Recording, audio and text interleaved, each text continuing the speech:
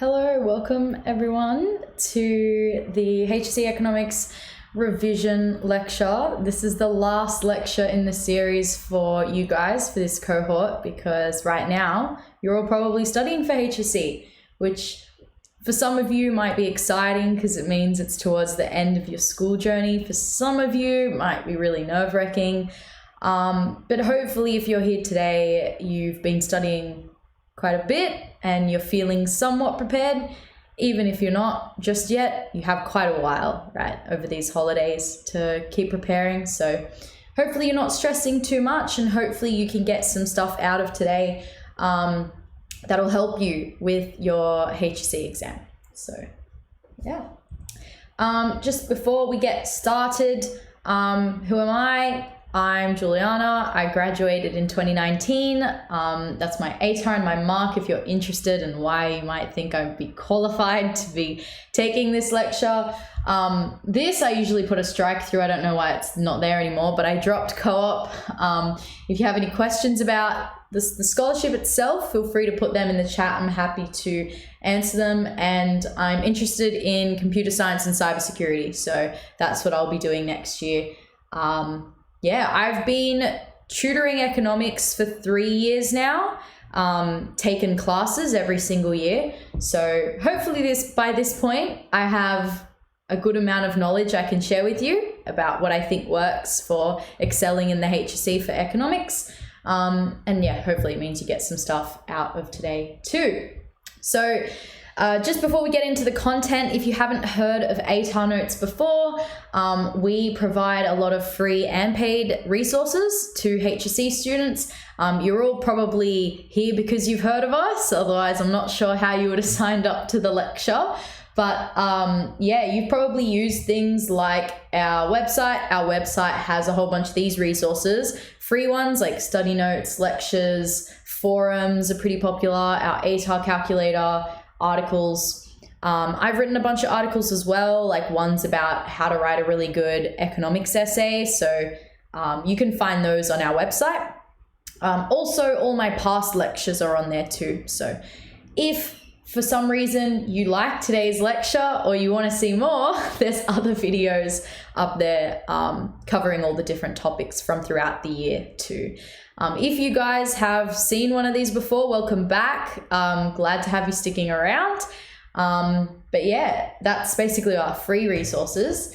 We also have some paid resources. So TuteSmart is our tutoring service. We have around 2 weeks left of this year. And then we have next year's cohort starting soon. So it's probably not as relevant for you guys now. But study guides, they can be pretty useful. I wrote the economics guide that's on our website and that's on Ed Unlimited, which is basically like our Netflix, but for study notes. So I have a code you can use, which will be given to you like in the middle of this lecture if you want to give it a go. It's a 21-day free trial. So I think it would be the best option for you guys. You don't have to pay anything. You can just use my code and access it because HSC is not too far away. So if you're going to use the book, it's probably to cram. And yeah, having like a 3-week trial of it is probably a good way to cram if you're looking for those types of resources. Yes, that's all the promo stuff. The quick housekeeping stuff I want to get into just to start off is ask questions. So beneath the video, there's a little Slido Q&A box. I can see some people have already put questions in there. Keep dropping them in there because I'm going to dedicate quite a lot of time to the Q&A, especially in this lecture, because you guys probably have some really targeted questions now that you've done basically the whole syllabus of content. I'd rather go through and answer questions that you are really curious about or need help with rather than a whole bunch of theory that you might already know. So pop your questions down in that box. Also answer questions. I've got some live polls throughout, which will be practice multiple choice questions. Answer those and that'll help us keep things really engaged and for me to keep track of what you picked up and what you haven't. Also, just a reminder to be respectful. The questions are moderated, so they'll show up once they're screened. And also feel free to tell me whether or not you want me to slow down or speed up. Happy to do that. And you can put that in the Slido as well. Just as we go through and questions do start to pop up and you start to read them, feel free to thumbs up the ones that you'd want me to answer first, just so that I get through the questions you all want to hear answers to the most. Okay, so what are we going to be going over today? The first section is some current news, just to see what's going on in the economy at the moment. Then we're going to do a little bit of revision on topic 1 stuff, just because I know where you guys are probably at. You're probably right now the most aware. I'm not going to say the most confident, but you're the most aware of topic 3 and 4, because most of you guys probably learnt that in the term that just finished. And you've probably forgotten or neglected topic 1. A lot of people do this because topic 1 you learnt literally a year ago in term 4 of last year. So for most schools at least. So especially for revision, a lot of people neglect it. So I'm hoping that this just acts as like a little bit of a refresher. And we'll go through the content fairly quickly, just because it should be mostly all revision for you and not too difficult revision. So it'll be a bit of a refresher on topic 1 stuff. This doesn't mean you can't ask me questions from other topics. Totally fine to do that as well. And we'll go through some exam tips and tricks and some skills as well. So how do I approach the HSC paper? All of that stuff will be pretty relevant to you guys, hopefully. So yeah, last reminder to just keep putting your questions down below if you have any as I go through. Okay, so let's start off with an overview. I just want to overview each topic once again, just to remind you of how they link together. Hopefully by now you've finished all the content for all 4 topics, but yeah, let's go through and see how they interlink, because this is quite relevant for essay questions. So topic 1 is on the global economy. It explores globalization and how the economies of the world are basically interlinked. Is this a positive or negative thing for the world economy? Topic 2 is about examining Australia's involvement with the global economy. So whether or not we're performing well, how do we measure our performance with the world? This can be a bit more of a trickier topic because, as you all would know, you're dealing with things like the balance of payments and calculating our terms of trade. We're looking at a bit in a deeper level exchange rates. So can be thought of as one of the more difficult topics, just because it's a little bit more heavily mathematical, but it's a shorter topic. So when you compare it to the other topics, you do have to spend slightly more time on it, but there's less content, so it ends up being slightly equal. Those two are obviously interlinked, right? Because topic 1's about the global economy and topic 2 is about Australia's place in the global economy. So definitely linked there. Topic 3 is your economic issues. The analogy I like to give here is the economy is like a Rubik's Cube. Rubik's Cube have 6 faces, and there are 6 economic issues in HSC economics, right? You've got economic growth, distribution of income and wealth, environmental sustainability, inflation, unemployment, and external stability. Those are the 6, right? And they all conflict. And you probably found this quite relevant when you were doing topic 4 and you looked at the potential conflicts between the objectives. So yes, that leads me on to topic 4, economic policies and their management. So how does the government and any government organizations manage the economy and all of those issues from topic 3? So topic 4 is the one that requires you to be a lot more analytical and form your own perspective on what's going on in the economy. So not always is the government going to be right. Not always are they going to put in policies that are going to benefit the economy most. Sometimes they aren't as effective and you can justify why, right? So that's all of topic 4. You look at the budget, monetary policy, you look at microeconomic policies, you look at labor market reforms, all of that stuff. So obviously topic 3 is heavily interlinked with topic 4 here, and you might see essay questions overlap as well.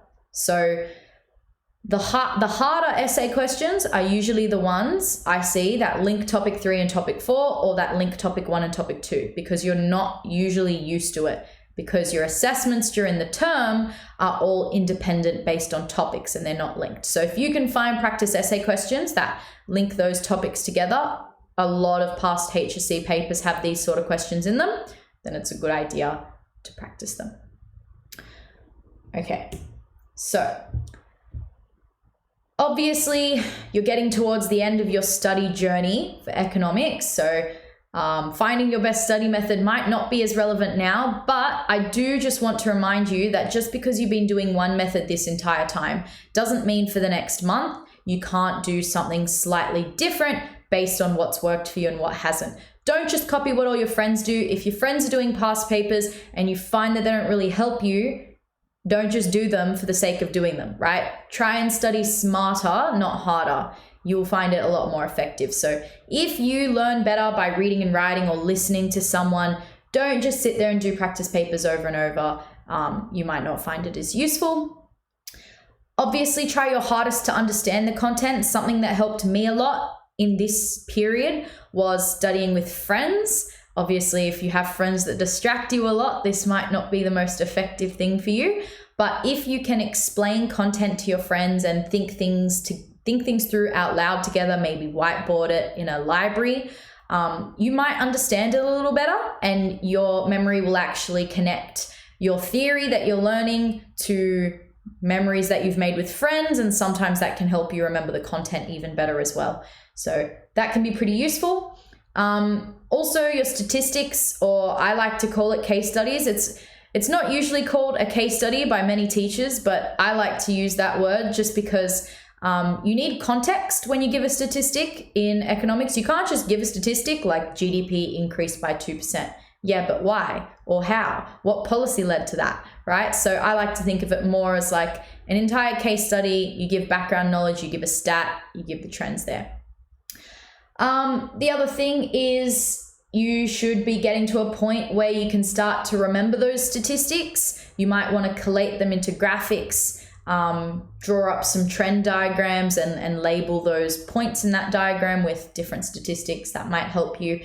I liked to put my statistics throughout my notes, and you'll see that reflected in the slides. I put my statistics through the slides because I find it really difficult to remember statistics without the context or the theory behind them. So that's my reasoning. And the last thing is just to become familiar with your syllabus. When I was at this point in my HSC journey, I was writing a lot of essay plans.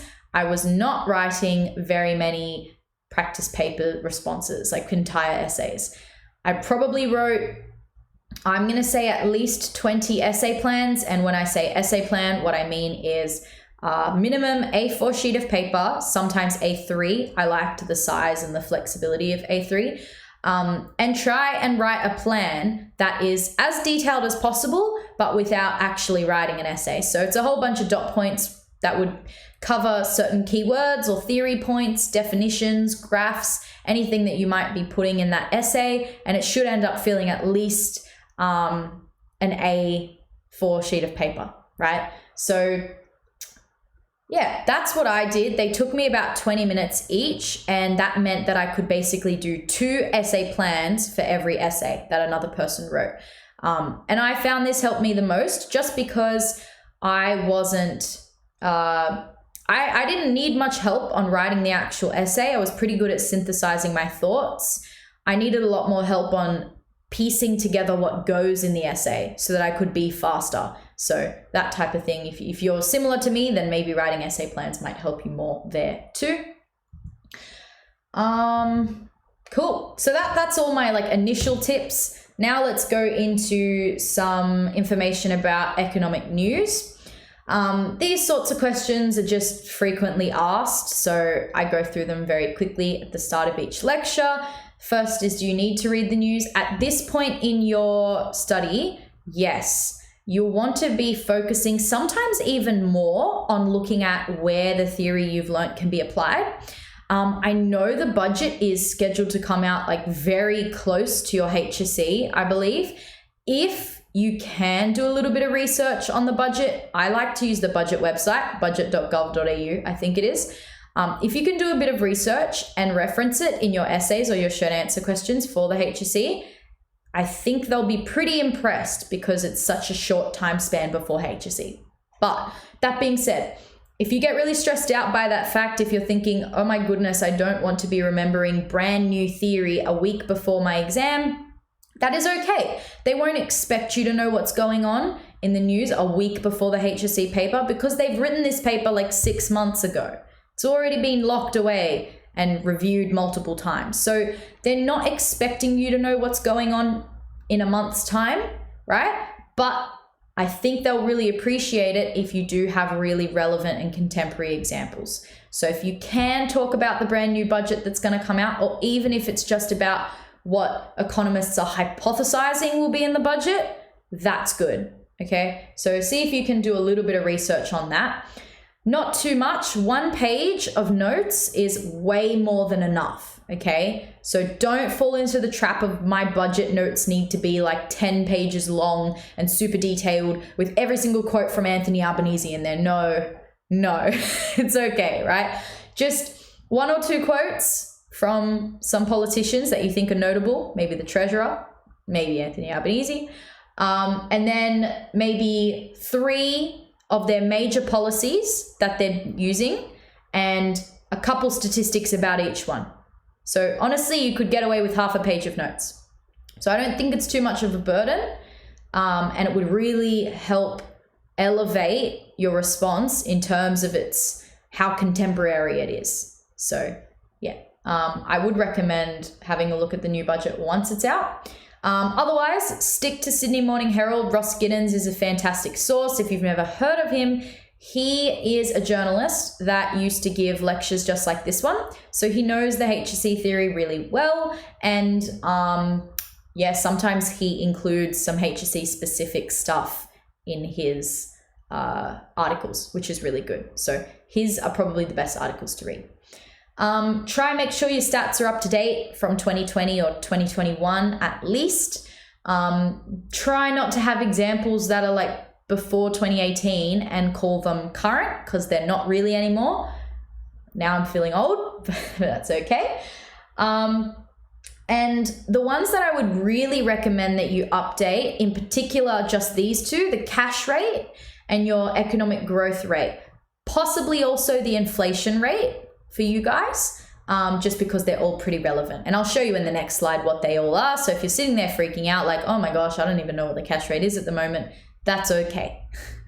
How do you remember it all? Like I said before, I tie it in with all my theory and I just colored it differently to my notes because who doesn't like a good amount of color? And sometimes summary tables. So the periods of time that I suggest you focus on for your statistics is the mining boom, the GFC, and current. So you can call that COVID, you can call that post-COVID, whatever you like. But the reason I say to focus on those is the mining boom was probably the last time the Australian economy experienced rapid growth. And the GFC was the last time we experienced like a global crisis that caused a recession. Not in Australia, we didn't experience a recession, but the world economy. And the current time period is when we experienced our recession. So yeah. Often essays will ask you actually specifically for one of these time periods. So don't be surprised if you get into the HSC and they ask you specifically for COVID stats, or they give you a quote from around the mining boom period. So yeah, I just saw a question, someone saying, what year was the mining boom? It varies. Around 2003 to 2005 is when it was started, and people say it ended around 2012 officially. So it was a long period from around 2002, 3 all the way to 2012. But it definitely peaked right before the GFC hit, I would say. Cool. So let's move on. I want to talk a little bit about how COVID's going to impact the stats you have in your economic analysis, just because it is so relevant for you all. So going into 2020, I just want to remind you all that Australia had worsening economic performance. We weren't even doing very well. We had very low growth. It was below 2%. And a lot of the news headlines were saying, Australia, are we going into a recession? Recession had been Googled. Like, I was looking at the Google trends when I was doing my HSC, and recession was being Googled like 10 times more per every month, right? So people were scared of a recession before they even knew about COVID, right? So we didn't go into COVID on a good foot. We went in kind of like not experiencing the best growth.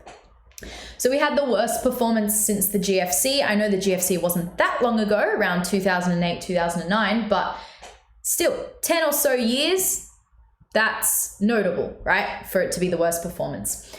We had pretty weak spending and investment, and economic growth forecasts were repeatedly cut by our treasurer.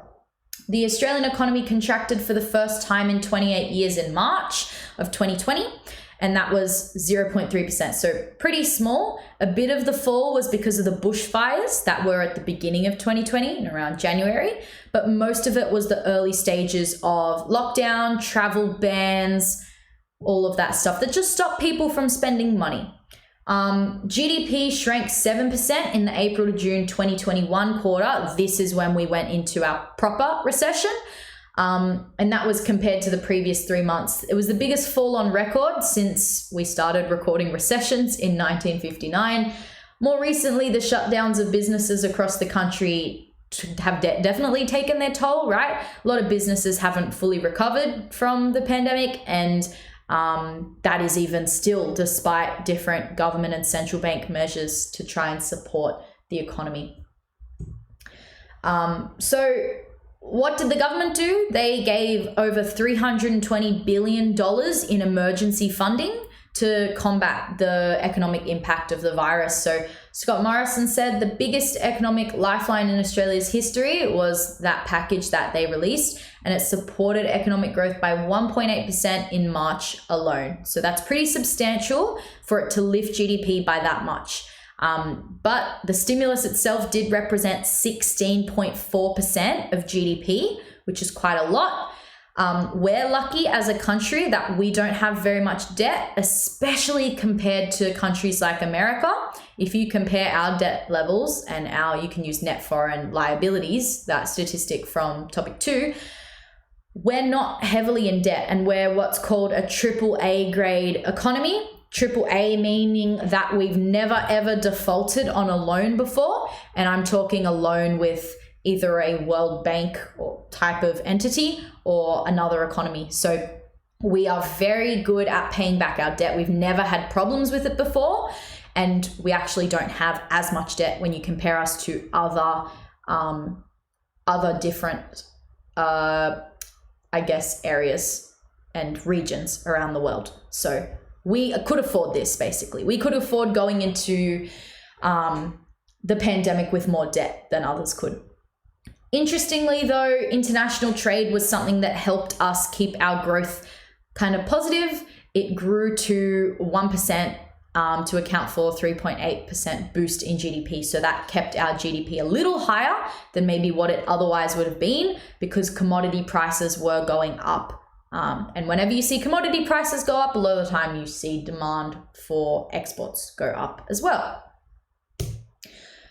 Okay, so that's just a summary of what the recession was caused by. A fall in consumer spending, which was 12%, not surprising, everyone was at home, and a fall in investment of 6%.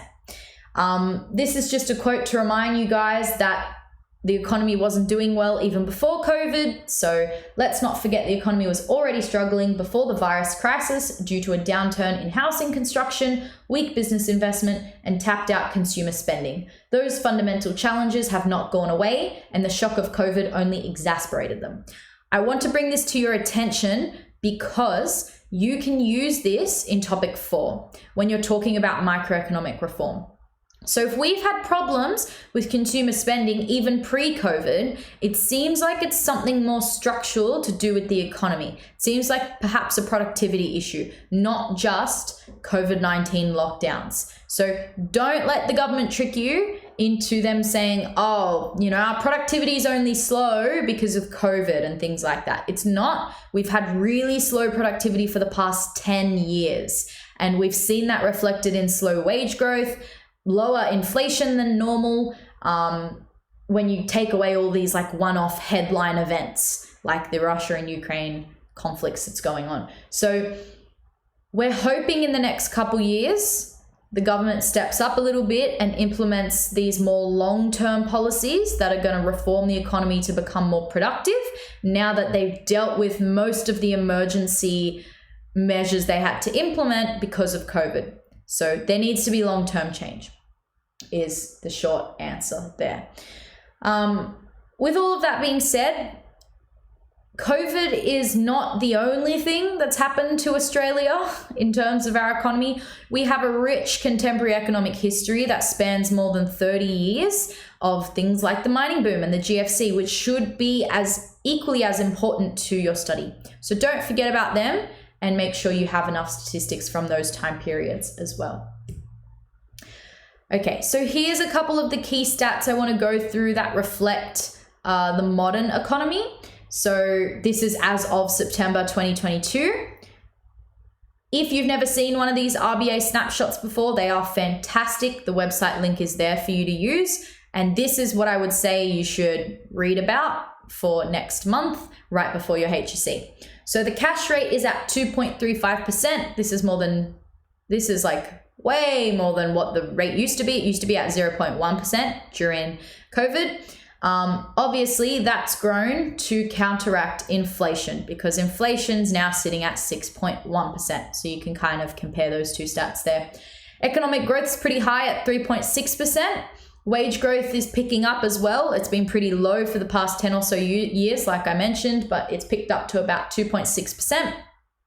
The unemployment rate is at its lowest level in forever, I think since like the 1950s. Oh yeah, there you go. It's in the slide. Lowest unemployment rate in 50 years as well. And yeah, as you can see, our net foreign liabilities, they're not that big, right? They're not even half of our economy. Some of you might look at that and go, that's a lot of net foreign liabilities, but compare it to the US economy, which I think it's like 300% of their GDP, which is insane. There's the dollar doing pretty well. It did pretty well during COVID as well, so there's not that much to comment on there.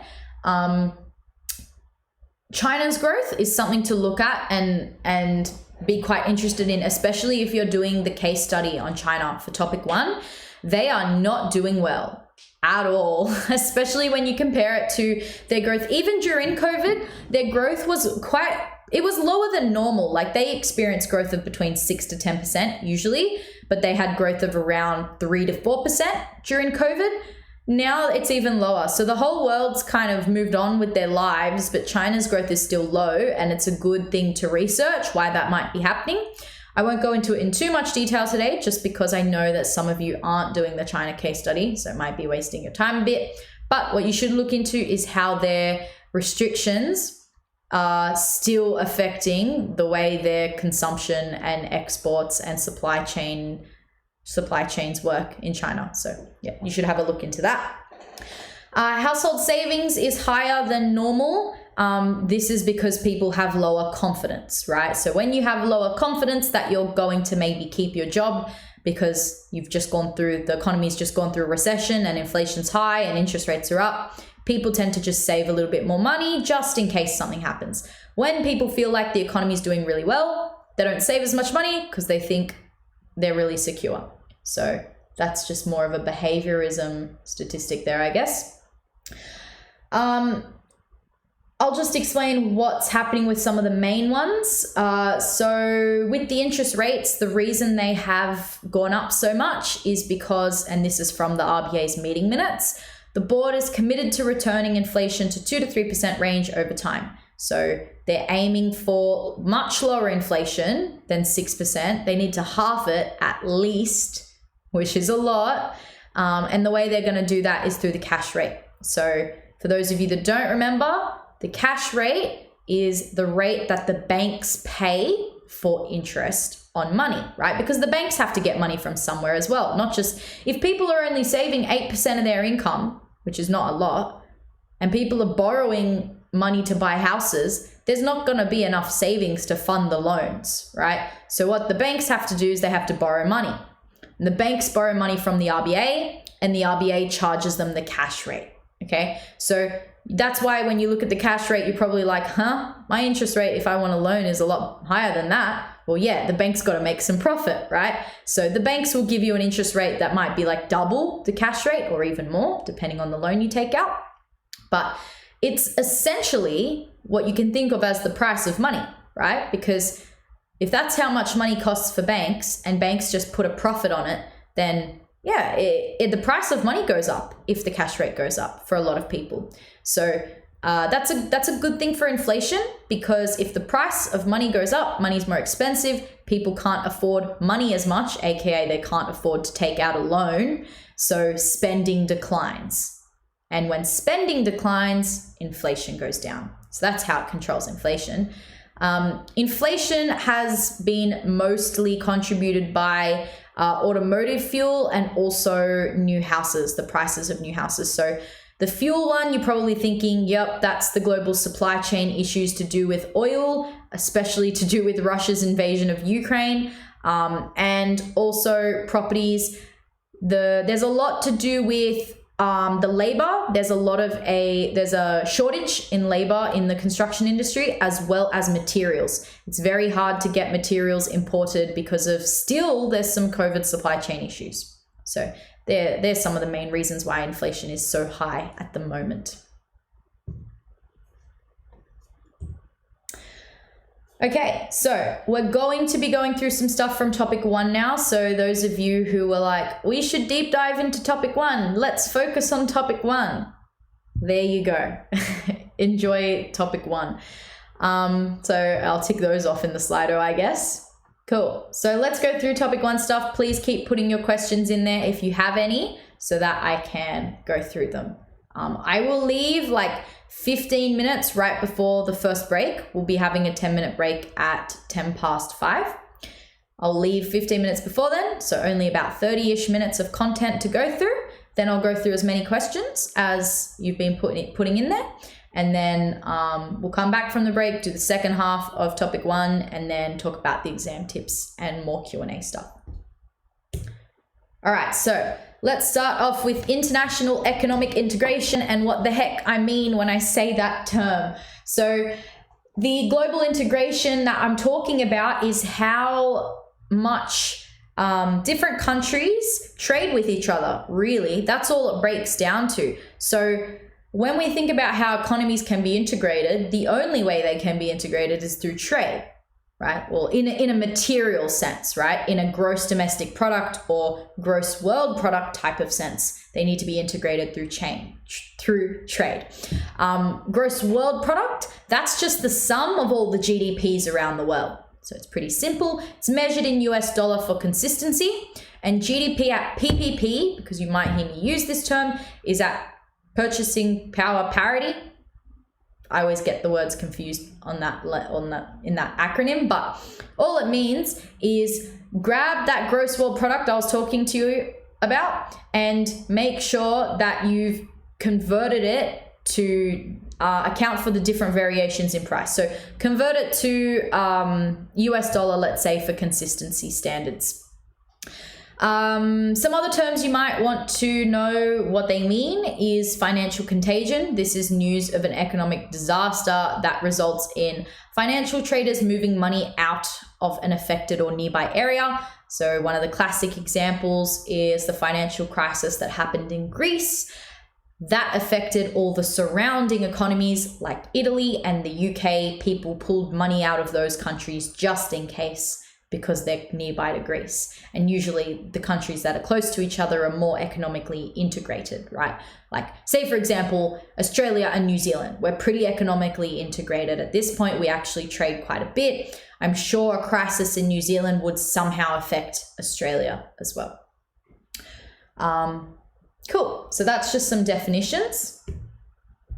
Here's a little bit of an overview of the breakdown of where money sits around the world. So advanced economies, these are your fully developed ones like Australia and the US, Canada, Italy, all of those really developed economies that make a lot of money and grow at a moderate pace. They own 40% of world GDP at PPP, and they only have 14% of the world's population. So when you think about it like that, they're pretty rich, not many people, right? Makes sense because, you know, obviously when you look at the wealthier people around the world, they disproportionately own a lot of wealth. If you look at the emerging and developing economies, they have 60% of world GDP at PPP, but they have 86% of world population. So they have more of the world's population, less of the wealth. It tends to be how it works in a like distribution of income scale, even for an advanced economy when you break it down and look at their population. So not saying this is a good thing, just saying that when you look at the breakdown of where GDP sits around the world, it is very disproportionate to population.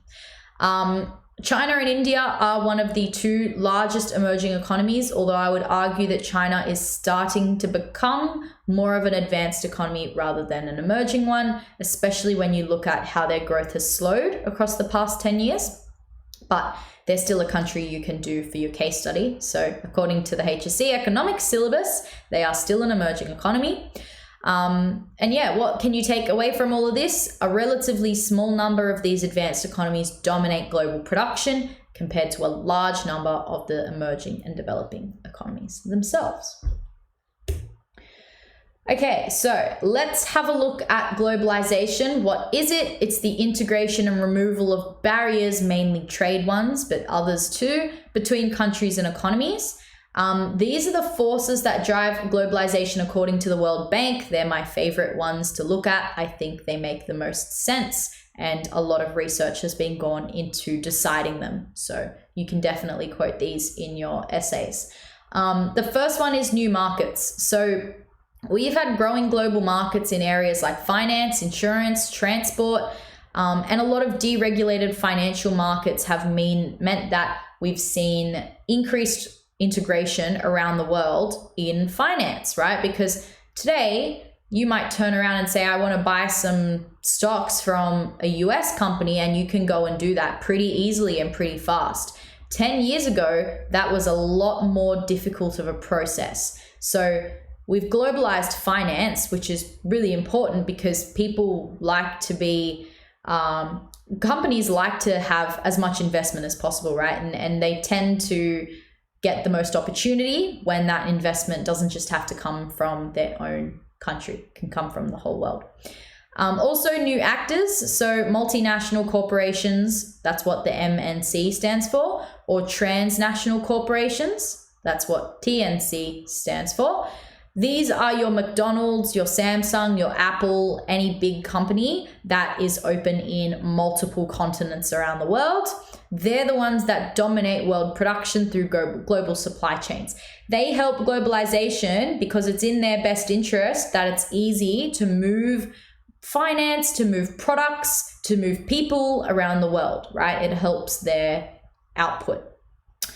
The WTO is another actor that's not so much new now. They started in the 90s, but they definitely have helped us globalize because they are the World Trade Organization. They help govern free and fair trade and enforce certain policies. Like that one time where Australia wanted to ban salmon imports from New Zealand. That was funny because people in Australia thought New Zealand was too good at farming salmon, and they thought we can't have them imported here because no one's going to buy our salmon. Anyway, we tried to put that policy in. The WTO came back to us and said, this is illegal under international law. If you want to be part of the WTO still, you're going to have to take the salmon ban off of New Zealand. So that was a good thing for New Zealand, right? Because this doesn't help globalization if we start completely banning products around the world just because we don't want our farmers to go out of business.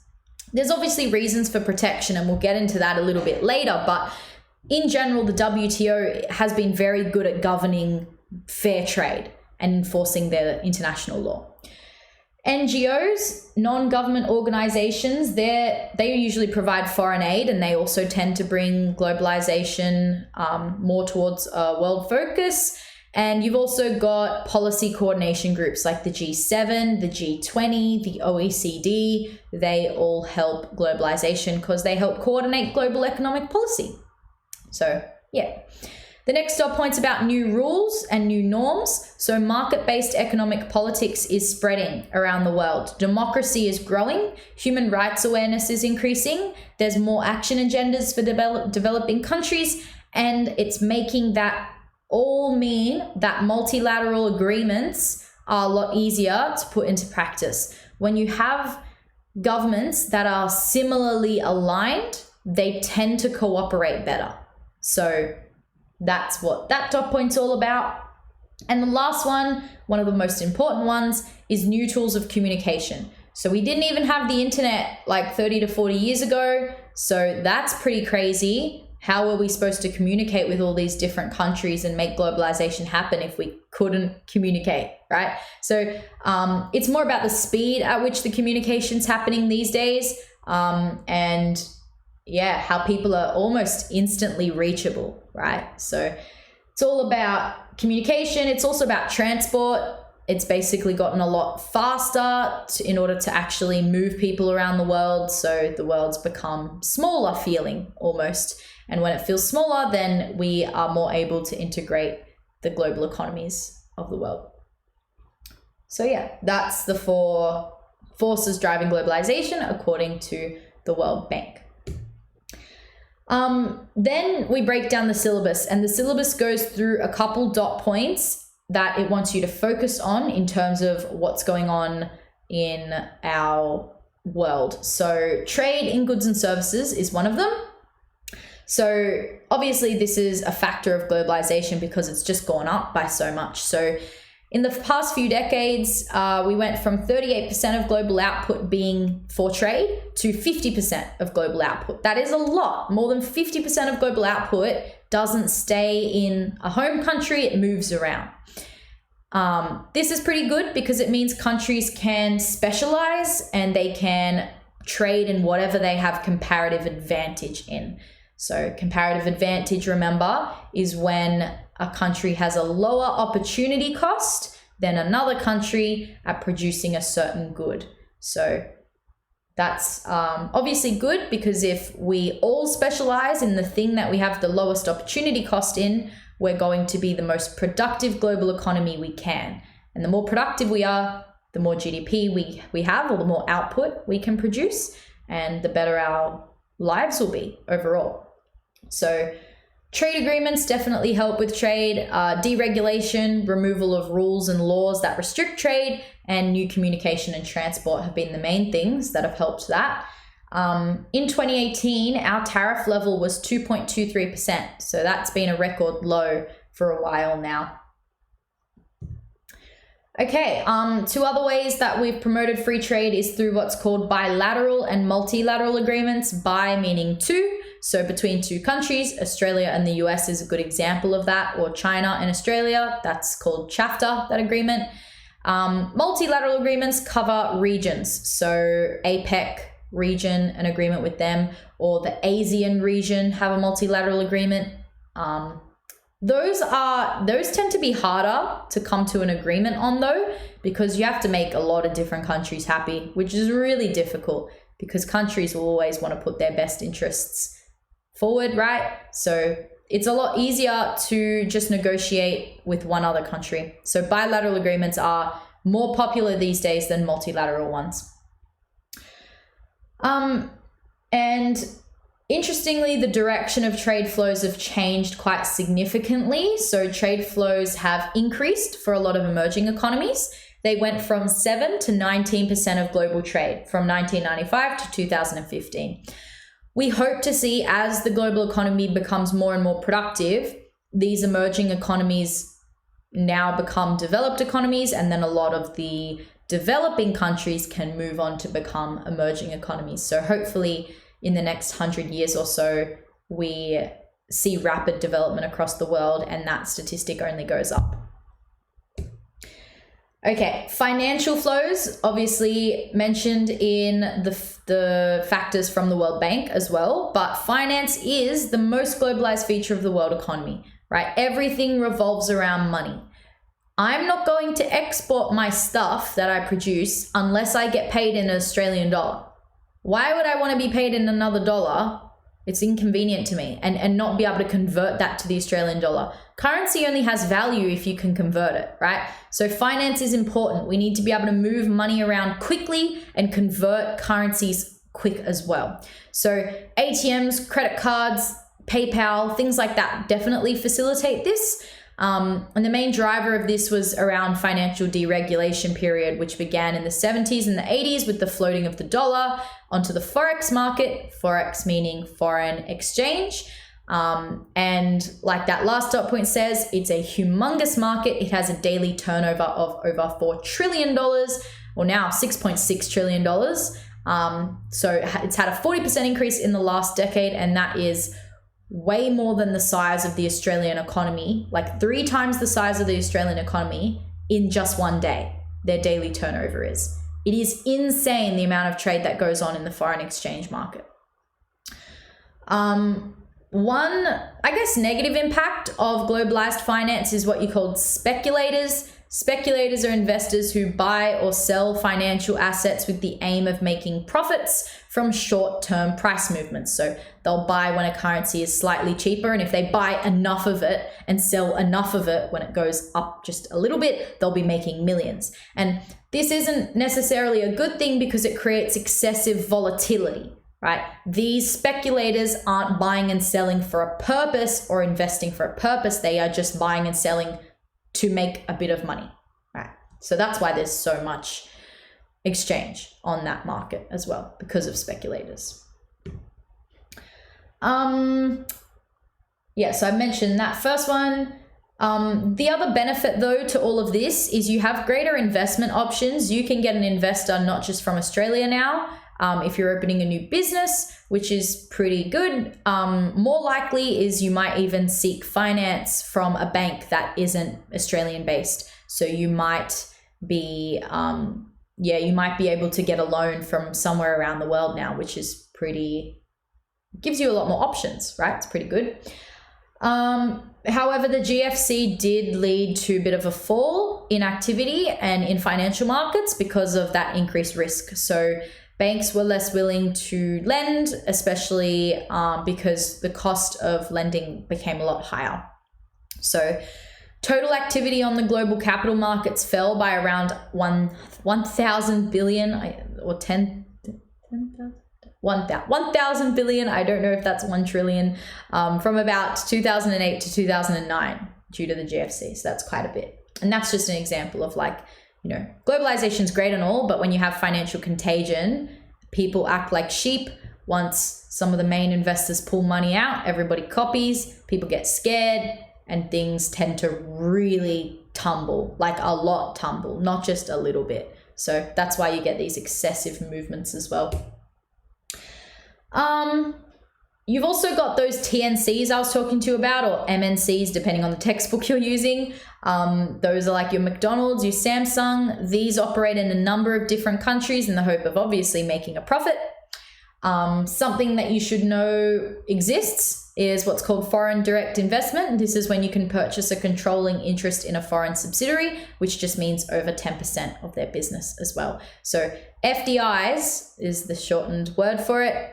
Those have increased in the past 10 or so years, 6 times their level since 1995. So we've got a lot more investment internationally in companies, which is pretty good as well. The main drivers of this foreign direct investment have been mostly government policy. A lot of governments have restricted their, they used to have a lot of red tape around not allowing international investment. We still do have some protection for that. Obviously, we don't want a foreign company to purchase like all of our energy supply because that's not safe. So the government does monitor it, but when it's okay, it tends to approve it. And also migration laws that encourage international labor mobility, which takes me on to some of my next points you'll see in the next couple slides. just wanted to go through technology, transport, and communication again. Just a reminder, consumers are global. You probably know this because most of you, I would say, have purchased something online, probably even this year. I'm always doing this, right? If you log onto a website like ASOS and you buy some shoes, they're probably coming from the UK, which is very, very far away from Australia, right? So consumers are now global, which is lovely for us because we get increased choice. I don't know about you guys, but if I had to be limited to only like the clothing that they sell in the shops, I'd probably be a lot sadder than I am right now. I love purchasing stuff online, and especially from overseas. It gives me so much more opportunity and different choices. So it's definitely increased living standards for a lot of people. And it also lets us access things that might be cheaper. So if you've ever like gone onto eBay and bought like a really cheap phone case or something like that from overseas, you're taking advantage of globalization there as well. And also travel's a big thing. It's really driven GDP as well in the past 20 or so years. Travel's become easier, quicker, and more exciting for a lot of consumers. So that's just a bit of on the transport and also e-commerce side of things. It also helps firms. Firms can outsource, which is really good. When you outsource, you have reduced labor costs and they can communicate better. So hopefully they can become more productive. Technology diffusion is a term you can use. It's just describing the way technology spreads from one country to another. So sometimes this is what drives disparities in income between countries, because you tend to see advanced economies develop more and more technology, become more and more efficient, and the emerging economies don't adopt those. Transport's also a big one. That's all being developed quite a bit just to move resources faster, and communication as well with that increased efficiency. This example I like to give, when you think about the difference between 4G and 5G, it might not be super noticeable for some of you guys just using your phone on a day-to-day basis, but it was projected to increase global GDP by 4.9%. So even just a slight increase in productivity for communications would have a good impact on GDP growth as well. So it's why we really like developments in technologies just like that one. And the last thing is the international division of labor, or migration. Migration's great because it means we can outsource or get skilled migrants to come in and do jobs where maybe our domestic market doesn't have those same people that are willing to do the work or that can't do the work. The only problem with this sort of thing is what's called the brain drain. It means that when you have a really skilled employee in a certain country that might be an emerging or developing country, they'll tend to want to move to an advanced economy. So let's say you have a really fantastic surgeon in somewhere like India, for example, and they get offered a role in the US, which offers them a lot more money and a lot more opportunity for growth. They'll probably take it and move. And this isn't good because it increases the technological gap between the developed and developing world. So that's one thing about migration that isn't necessarily good. But overall, it does tend to make the actual ability for migration, people to move countries to work, is an increase in efficiency because they can move to where they're most needed, basically. Okay. We can also look at the international and regional business cycles. So international business cycle refers to changes in the world output or economic activity. Regional focuses on, you guessed it, a region. So like the EU, right? The RBA has this really interesting stat that shows that 63% in changes of Australia's GDP has been due to changes in the interest rate growth levels and inflation from the G7. So we're very, very integrated with the international business cycle, right? That just proves it right there. And it means that we have to definitely keep track of it, help contribute to a positive global economy, and also align our policies in a way that means we are kind of in sync with the rest of the world in that business cycle, because our business cycle is probably going to follow that. When I say business cycle, I literally just mean our growth levels and how they change. So yeah. There's some factors that strengthen and weaken the international business cycle. Generally, it's just the factors that strengthen and weaken globalization. So trade flows, if we reduce those trade barriers, or on the other hand, right, if we increase them, that would weaken it. Financial flows, things like deregulation and forex markets definitely help that. Investment flows, increasing in the number of TNCs and foreign direct investment. Technology, improving transport and communication, those are all some factors that can help strengthen the international business cycle. On the other hand, a weaker business cycle might be things like when the government decides to introduce a new tax or a regulatory policy, just decreasing their spending. Exchange rate, so a lot of volatility or fluctuations can kind of weaken the business cycle, and also structural factors that influence the competitiveness of our economy as well. So yeah, we aim to strengthen it. We aim for globalization because, as you can see, a lot of the factors that create globalization actually strengthen the business cycle. So that's a good thing.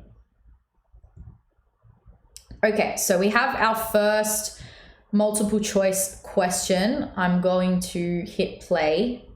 Okay, and you should be able to all see the poll now. The question is, which of the following is most likely to be of benefit to TNCs?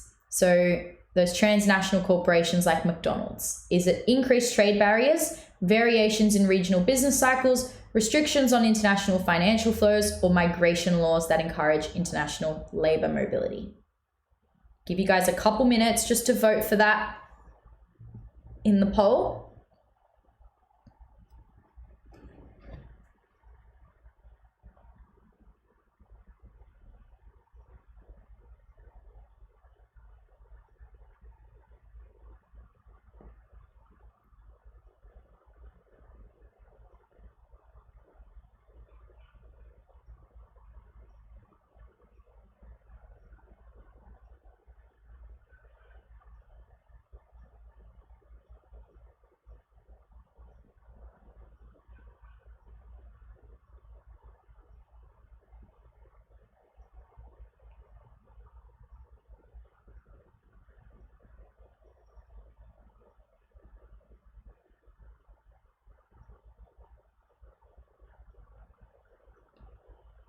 Okay, I'll give you guys like 30 more seconds.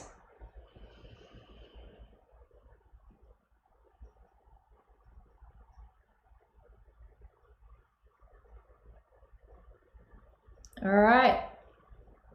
I'm going to display the answer now. Well done.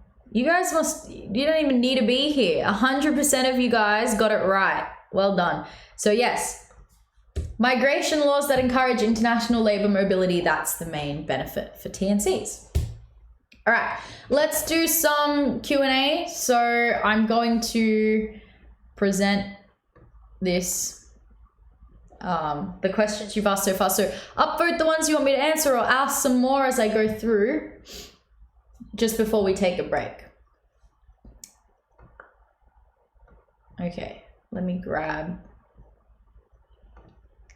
I'll stop the poll so you can see the questions. All right. Balance of payments. What depth of knowledge is needed for this topic in the HSC? The same amount of depth as all the other topics. I know it's probably not the answer you wanted to hear, but if I was to go over it very quickly, the current account is the biggest focus. I've honestly never ever seen a question on the capital and financial account ever, right? Don't take this by word. I don't want you guys to like sue me after doing HC and there's a capital account question in there. But honestly, 99% of questions are about the current account. Makes sense because the current account is the one that records the transactions with the rest of the world that are reversible. So the ones that are more about, the liquidity of the Australian economy. It's the more important one. So I'd go into the current account in a lot more detail. I'd know how to calculate the balance of payments when you get given a whole bunch of categories that are broken down. Like say you get given exports, imports, you get given net primary income, net secondary income. Everything's gone from my brain now, but you get the gist, like those sorts of multiple choice questions where you get given all these categories and they ask you a question like, what is the current account deficit? Something like that. You should know that in a lot of detail. You don't need to really know what the trends have been in terms of the specific categories, but you should know what the trends have been overall. So Australia has been in a current account surplus for over, I think it's almost 3 years now. Pretty notable. We've been in a deficit for as long as we could remember before then.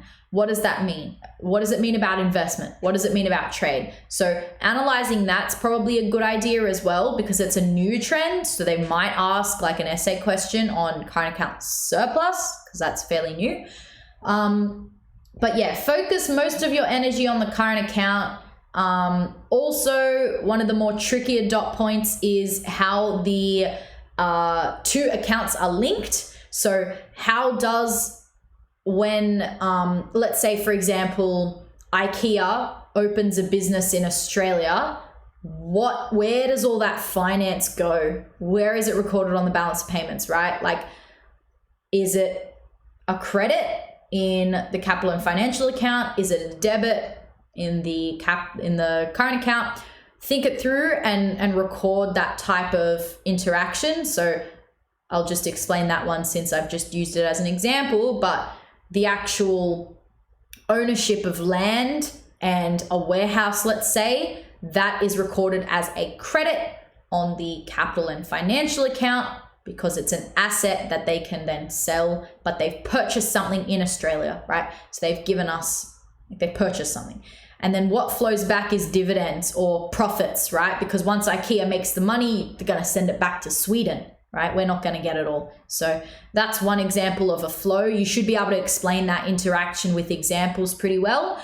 And the other example I like to give, because it's kind of a little bit different, is let's say, for example, we take out a foreign loan.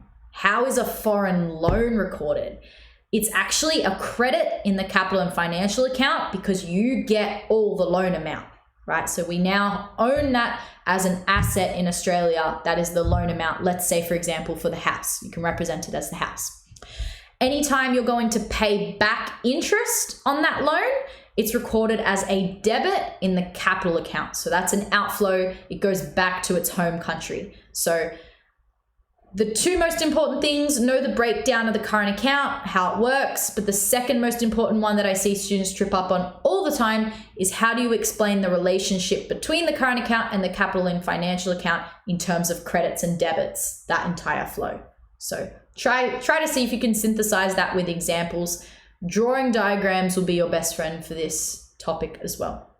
Hopefully that answers your question like you wanted it to be answered. Yeah. Struggling with your introduction. I'm guessing this is for an essay, so I'm going to go with that.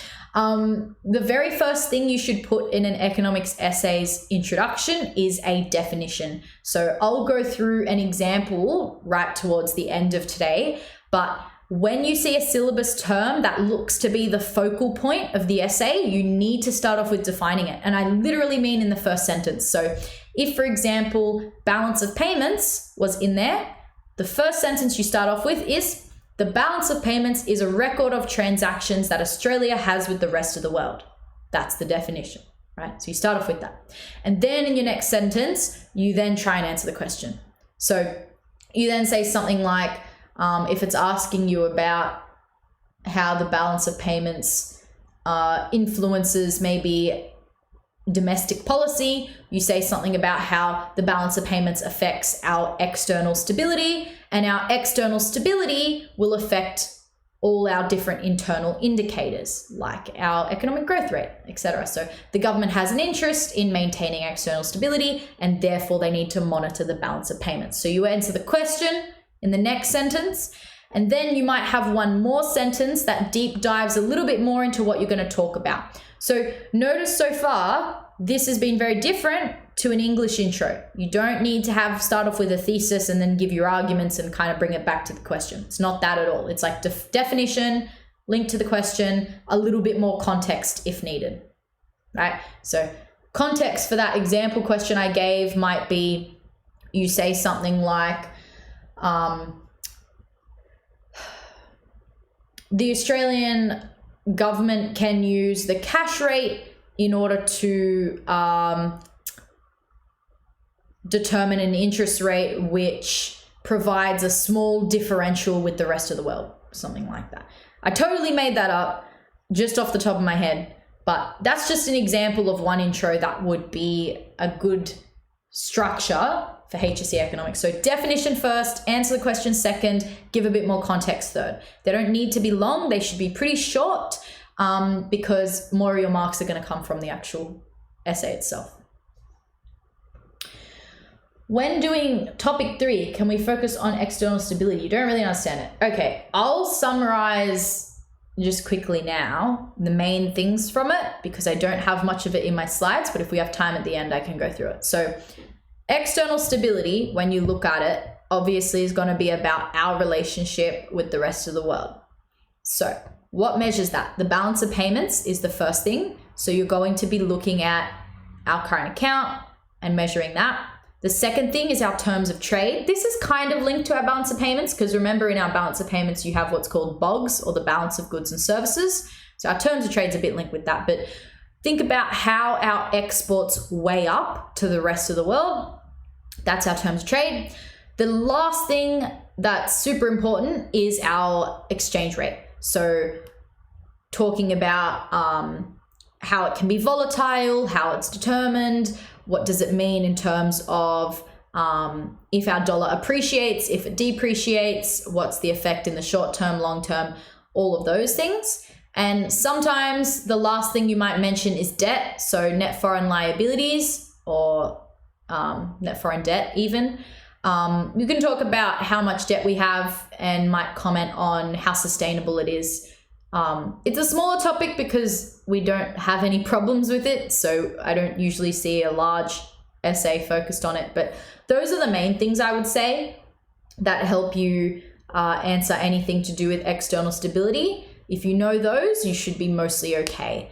It's not a super big topic. I think, oh goodness, I think I only had like 2 pages of notes for it in topic 3 for my HSC.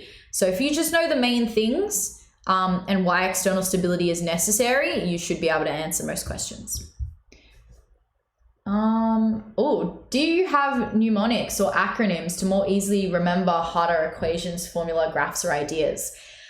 I don't think I did for economics, but I definitely did for business studies because my gosh, it was hard to remember the syllabus for that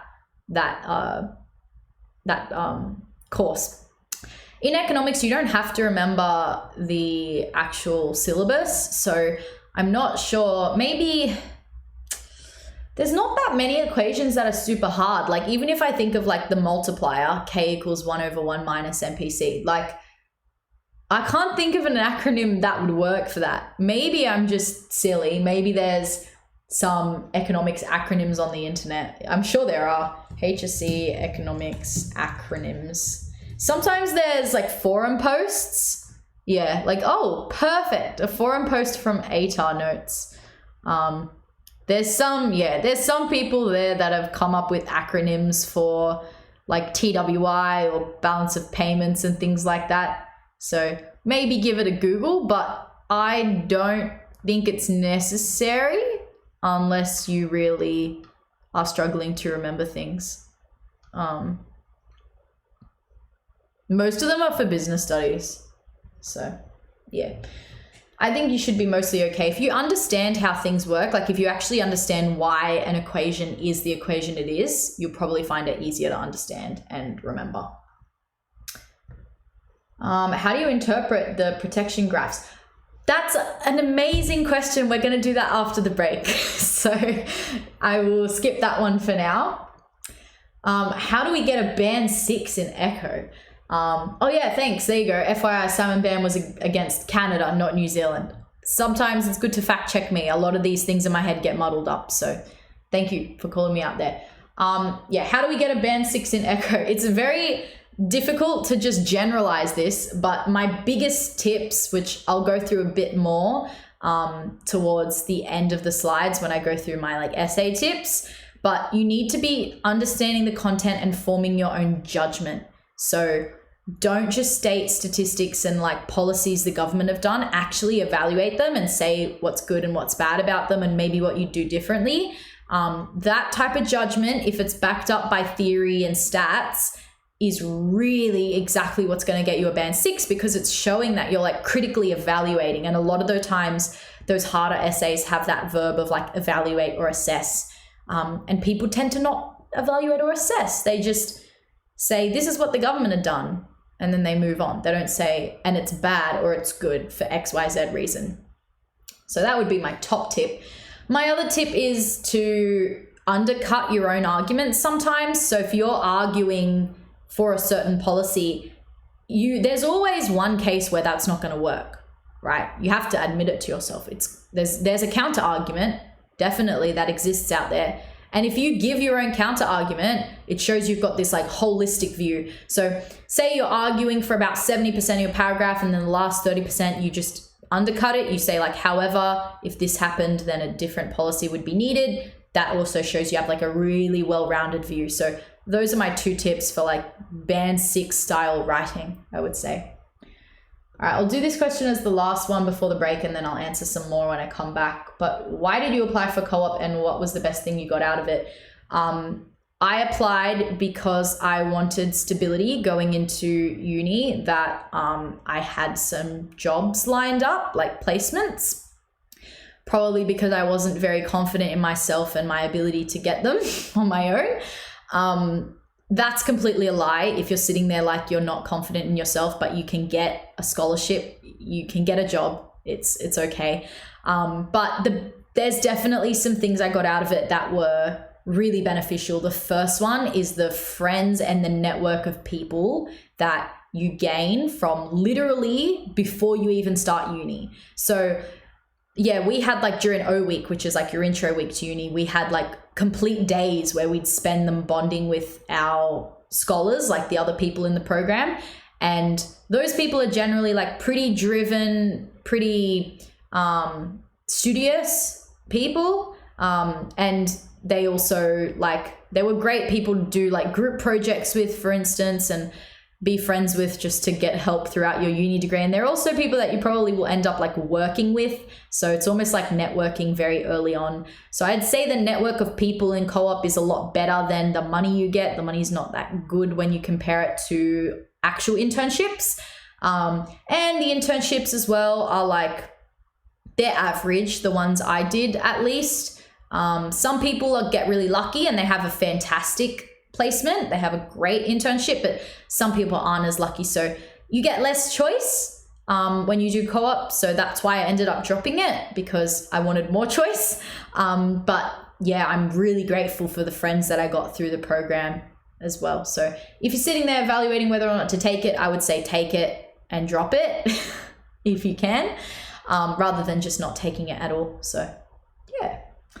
All right, I'll leave questions there and I'll come back at 5:20 and we'll answer some more and go through the protection stuff from topic 1 as well.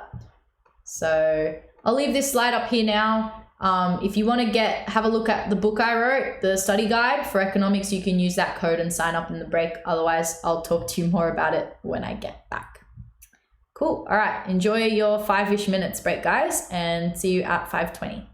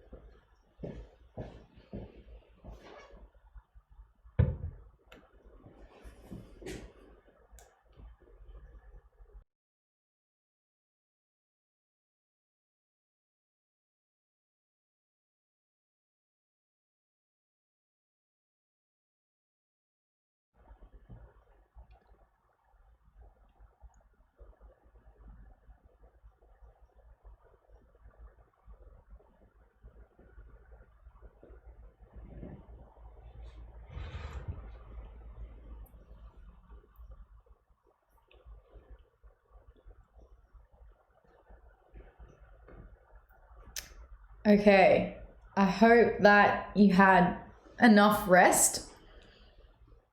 If you're on your phone, scrolling through like TikTok or something, time to close it now.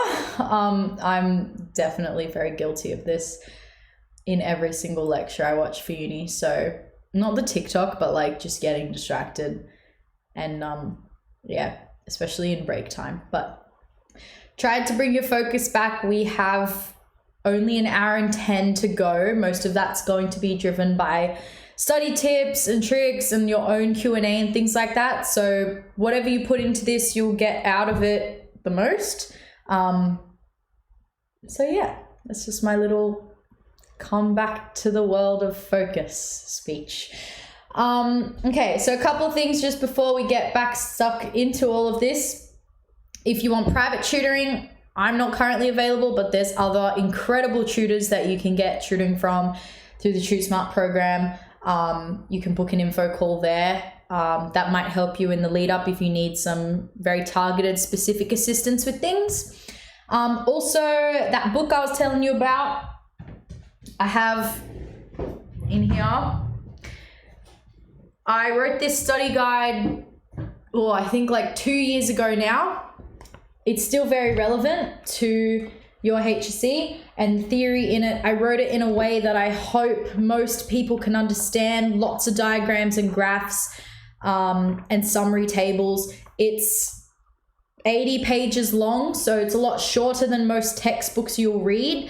But for that reason, I think it contains everything you need to know as synthesized as possible in a easy to remember way. So I don't know, I like to flex this because it's like the thing I'm most proud of probably doing ever. So I think it's pretty good. I put a lot of time into it, and since this is a free trial, you might as well try it out, right? There's no harm in trying it out. So yeah. The other thing is you can get the book from the bookshop, 15% off if you use 15 SEP if you want the actual physical book. Just to show you, like, I do have the old book. This is the one that wasn't written by me, obviously, because I was a HSC student at the time. I highlighted most of it and I went through it and I wrote some notes, which I wrote in some papers at the front of the book as well. So I found it really, really useful, and I definitely used this when I was like making my book and things like that as well. So I definitely suggest you have a read through if it's, free trial, why not? Let's get started with protection stuff. I'm going to turn the light on real quick because I forgot to do that when I walked in. Okay, it's on now. Just because I know it's going to get dark and then I'm going to be sitting here in darkness, and that's really sad. So anyway, protection. A lot of questions about the graphs in particular, and yeah, how do we interpret them and things like that. So we'll definitely go through that now. Okay, so what's protection? Protection is the use of artificial barriers which restrict the free flow of goods and services in international trade to give domestic producers what's called an artificial advantage. So when we say artificial, the word's used quite a lot of times.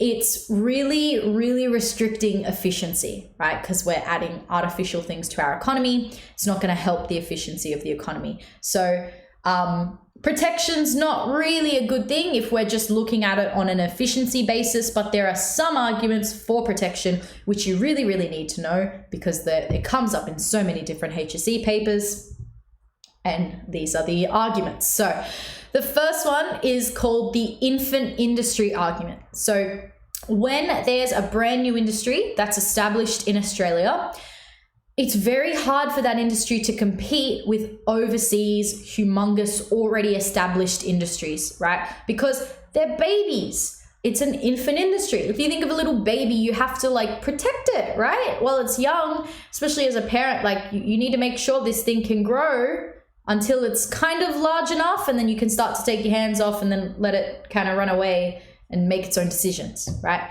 But with this argument for protection, right, the whole but scenario is when you start to lift your hands off.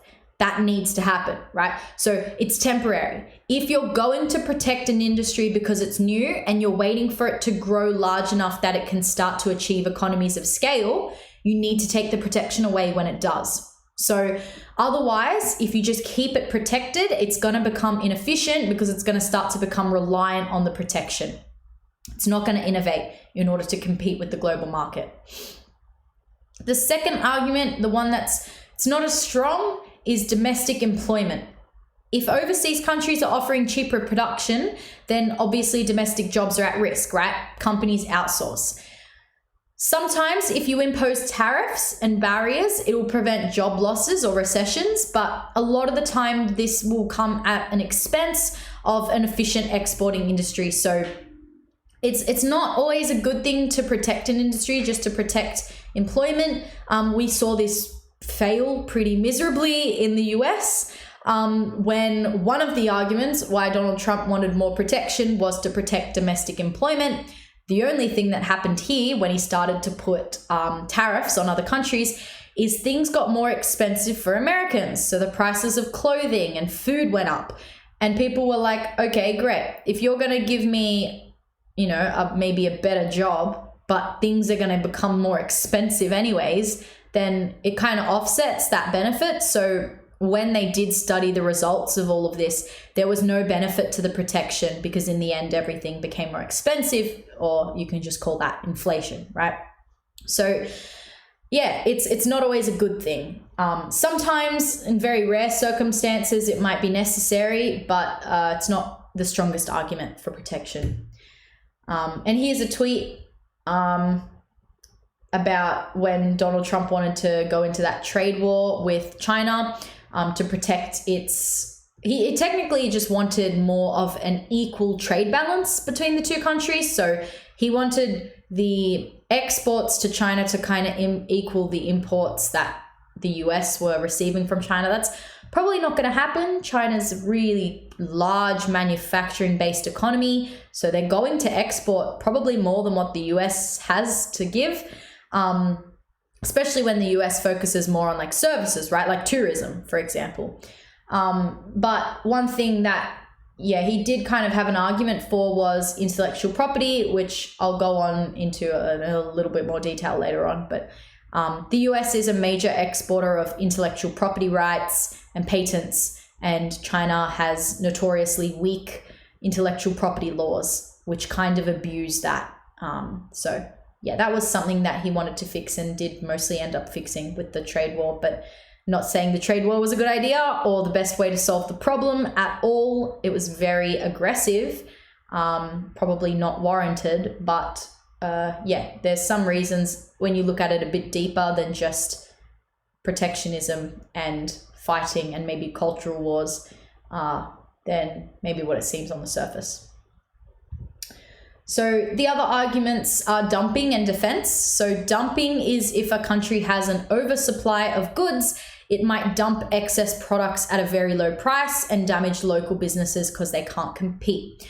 So the most famous example of this is any country in the European Union. The EU has this thing called the Common Agricultural Policy, which heavily subsidizes agricultural production and causes great excess production. So Oxfam was claiming this is destroying the livelihoods of farmers in developing countries, and they'd be mostly right to say this. So one example of this might be you have farmers let's say in Italy that grow tomatoes, and the government pays them $1 for every tomato they produce. So they think, great, let's produce as much tomatoes as possible. We're just going to saturate our land with crops for tomatoes so that we can make as many as possible and get all this subsidy from the government. That's all good and well until they don't have customers for their tomatoes anymore, because there's only so many tomatoes. I know Italians eat a lot of tomatoes and sauce, but there's only so much you can eat, right? So the tomato farmer might be like, I need to get rid of this stock somehow, sell it somehow, because people aren't buying it domestically. What they might do is sell the tomatoes for a really cheap price in another country like Australia. They'll say, Australia's tomatoes are pretty expensive at the moment. What if I ship my tomatoes there and sell them for just under the local price? That's all well and good in the short term for consumers, right? Because we get cheaper tomatoes. But in the long term, it hurts our domestic farmers. And we need domestic farmers because we need local produce in the case of, I don't know, a war or overseas countries stop exporting their produce to us. So maybe they have some type of food crisis. We do need some type of local agriculture, right? So it's no good if all of our domestic tomato farmers close down. So this might be a reason for a country to put some type of protection on an industry like agriculture. And they might do this using something like a quota, which I'll explain in the next couple slides, which will just restrict the amount that can be imported. And the last argument is defense. So defense of a nation, for example, if we have a war, we don't want to be left without one of our core things we need to live. Like say we imported water, not very good, right? If we run out of water and then we have a war, we're all going to die of dehydration. So yeah, defense of a nation, that's obviously an extreme example, but you know, we need some things.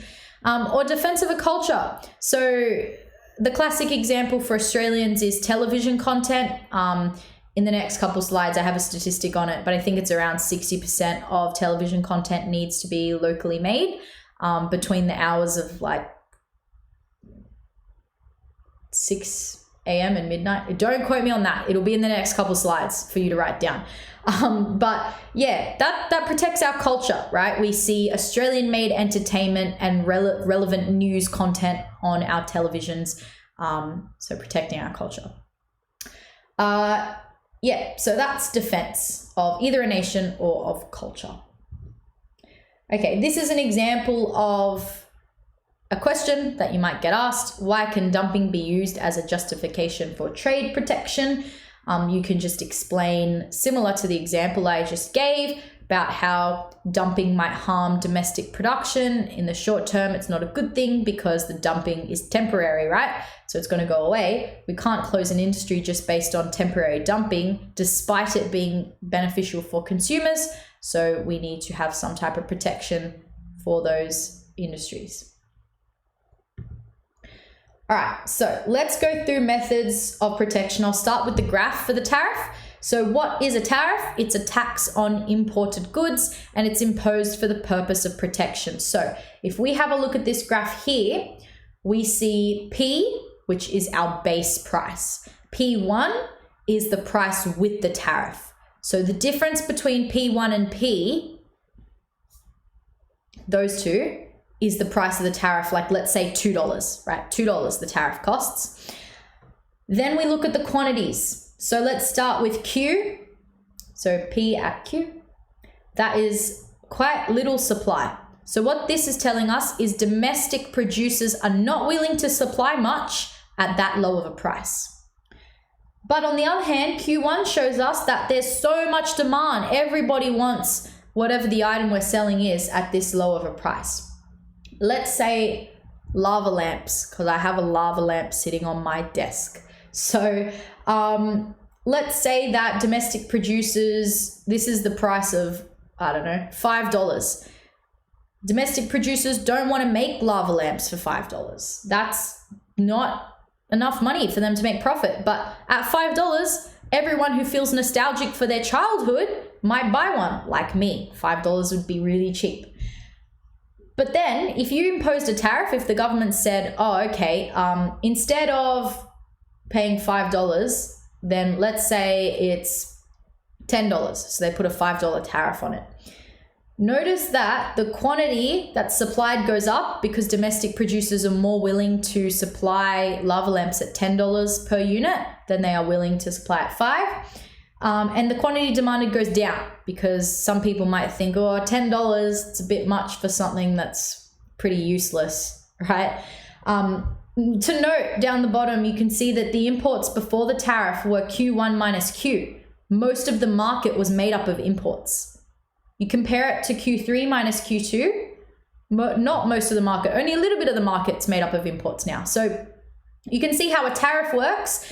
A tariff increases what's called the world price or the equilibrium price that's used in a market, and it brings it up to a price that's more towards the domestic equilibrium, or not the world price, the domestic equilibrium price, right? So the price has gone up, which is not good for consumers, but it's good for those domestic suppliers, because that supply line represents domestic supply. Okay, so how do we calculate government revenue off of this graph? It's the price of the tariff, so $5, let's say, the difference between P1 and P, multiplied by the quantity imported, so Q3 minus Q2. So it's A, B, C, D, that little square, that would be the revenue the government collects due to a tariff. Because remember, tariff is a tax, it's paid to the government. All right, so what are the advantages and disadvantages of a tariff then? The advantages is it causes what's called the redistribution effect. It stimulates domestic production and employment, right? Because we saw more supply for lava lamps when we saw the tariff be introduced. Also, that revenue effect, the government gains revenue, that rectangle A, B, C, D, and the consumption and protection effect as well. So imports may decrease. This can be a good thing for our balance of payments, our terms of trade, and our current account, for those of you that have done topic 2 stuff. On the other hand, you see that price effect. Consumers have to pay more money. Maybe you won't buy that lava lamp and put it on your desk anymore because it's more expensive. And the other one, which is one of the bigger arguments, is the reciprocity argument, which means that a retaliatory tariff might be put onto Australia. Let's say that we are importing our lava lamps from China, and China imports our Ugg boots, and they might say, you know what? You put a tax on us for our lava lamps, we'll put a tax on you. So they put a $5 tariff on all the Ugg boots that are imported. And it kind of nullifies the positive effect of the initial protection, because now we see a decrease in our exports. So we see a decrease in GDP anyway. So not always the best thing because of how petty countries can be and, like, you know, do a 1-for-1, you know, tit for tat sort of game with tariffs. Okay. Next is a quota. So a quota is a quantitative restriction on certain categories of imported goods. The effects of quotas are quite similar to tariffs, except for the fact that no government revenue is generated. So if we go back to those effects, you don't see the advantage of the revenue effect when it comes to a quota, but you still see the redistribution and consumption and protection effect.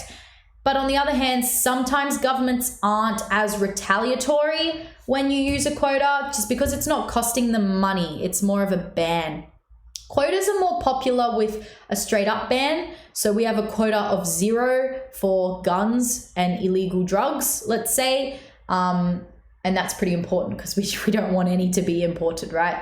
So quotas are better for prohibition rather than banning things through trade, or like wanting to protect things slightly. So how does a quota work? Basically the exact same as a tariff. The graph is exactly the same. So all it does is restricts the quantity though. So your quota is actually represented by the brace that sits between Q and Q1 versus Q3 and Q2. So the imports before the quota, the imports after the quota number is Q3 minus Q2, right? That's the actual quota number. Let's say 100 lava lamps. That is the unit, right? So Q3 minus Q2. Okay, let's ask a quick question and see how you guys answer it. A government decides to reduce the import quota for a product. Other things being equal, which of the following is most likely to occur in the domestic market? I'll hit play here. So think about what a reduction in a quota, making a quota even tighter. What do you think would happen? Sorry, I just sneezed. The revenue of foreign producers, would it increase? The domestic price of the product, would it increase? Domestic firms will produce less of the product, or the market share of foreign producers will increase. What do you think if we get a tighter quota?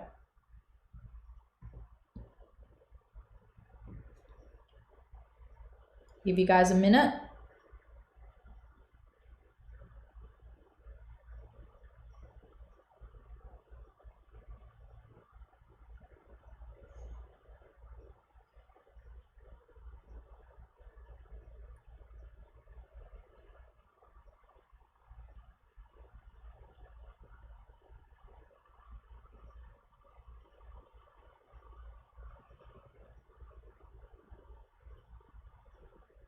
You're all doing really well with these questions, by the way. Give you guys like 30 more seconds.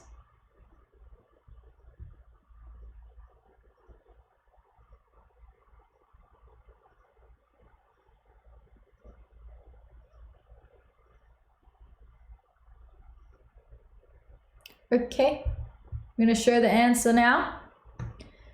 100% of you guys got it right again. Well done. Why am I even here? I don't know, but that's really good. The domestic price of the product will increase, right? Because you got a smaller quota. This tends to throw off a lot of people because when I say like smaller quota, sometimes people mistake that as less protection when it's not. Smaller quota means more protection. So try and remember that. Smaller quota, more protection. Bigger quota, less protection. A really lovely way they like to throw students off in the HSC with wording. So don't forget that one. All right, the last one is a subsidy. So a subsidy is financial assistance, which is paid to domestic producers like farmers, right? So it allows them to increase supply and compete internationally. The advantages of a subsidy over a tariff is it encourages domestic production, employment, and exports because the price stays low. It also is a price advantage, right? Because we don't have to pay more money because the subsidy just allows supply to increase. So if we look at this graph, we see the price initially domestically means that there's less quantity, that when the price declines, so the subsidy value is the difference between P, the domestic price initially, and P1. So maybe like $5 there. The supply goes up, right? It actually increases in value because the subsidy per unit means that supply can increase per unit. So questions like, what is the value of a subsidy? Just take the difference in the price, and the difference in the quantity there shows you what effect it's had. When sometimes you get a question like, how much has the government spent on this subsidy? It's the difference in price multiplied by the difference in quantity. So $5 multiplied by maybe an extra, I don't know, 100 units or so. So that can be the effect of your subsidy. Yeah. It's easier to remove than a tariff as well. It's subject to regular review. So the government doesn't like to have subsidies stick around for too long. The reason they don't like it is it costs them money, right? If something costs them money, then they're going to scrutinize it every year in the budget because anything that costs them money is like, oh, we kind of want to get rid of this because the more we can get rid of something we're paying for, the better it is in the long run, right? We might have a better budget balance. So yeah, it's under more scrutiny than a tariff because a tariff makes the government money. And if they see $1 million coming in from, I don't know, a lava lamp tariff, they might be like, well, maybe we should just keep it because it's making us $1 million and then we can use that for something else. The disadvantages of a subsidy, like the others, is it distorts resource allocation. And even more so, this one will redistribute income from mostly taxpayers, right? Because most of the government's money comes from taxpayers. So it might be inefficient because if the government's now giving tax money to, I don't know, to tomato producers domestically, it might not be an efficient use of money. They could be putting that towards maybe welfare payments or something similar.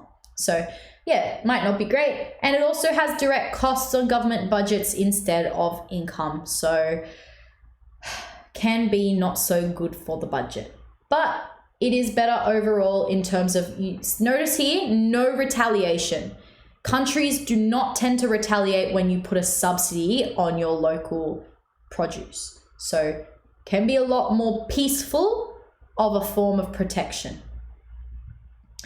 Okay, these are the two smaller methods of protection that exist. You only need to know the definition and maybe one example. So the first one is local content rules, which specify that goods must contain a minimum percentage of locally produced parts, or a proportion of goods in the market must be locally made. So the example I gave before, here's your statistic, that Australian television need to show 55% Australian-made programming between 6 a.m. and midnight, and it protects our culture, right? So the reasoning here is for defense.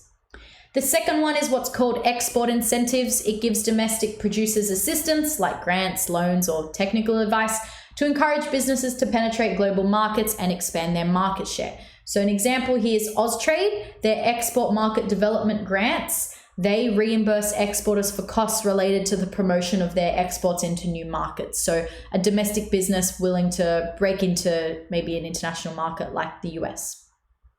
Austrade have said that each dollar spent generates between $13.50 and $27 worth of exports, so it's very worth it for them, and it tends to be a very good form of protection. That argument there is for the infant industry argument, right? For little infants, helping them expand. Cool. All right.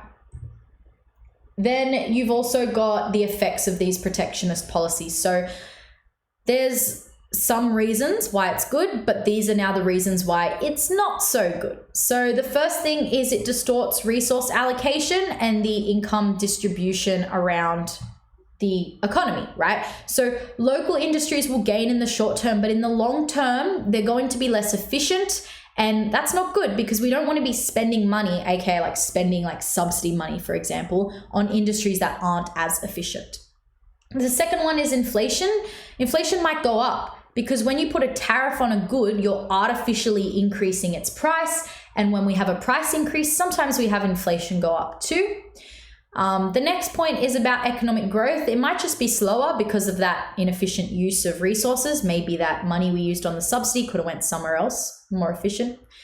And exports might be lower as well because the protected industries don't really want to, expand out to overseas markets. They feel kind of comfy in the position they're in. They don't feel the need to grow.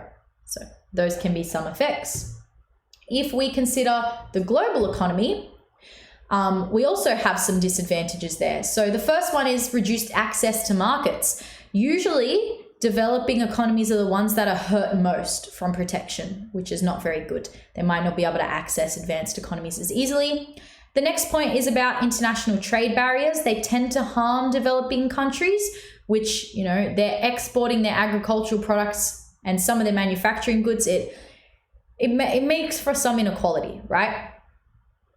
Also, you've got those reduced living standards. My lava lamp's going to cost me double the price it cost me before. That means I have lower real income because things become more expensive, so that's not as good. Economic growth might fall because of that, and there might be reduced trade. So not very good there. And decreased global economic growth and capacity due to inefficiencies and higher prices overall around the world. So let's go back to that US-China trade war example. Why wasn't it smart? Because it causes all of these things, which is not good at all. If you put a 45% tariff on Chinese imports and 20% of Chinese exports end up in the US, that's a lot of imported inflation that you're bringing into your country, right? So here's a bit more of a case study on the US-China trade war.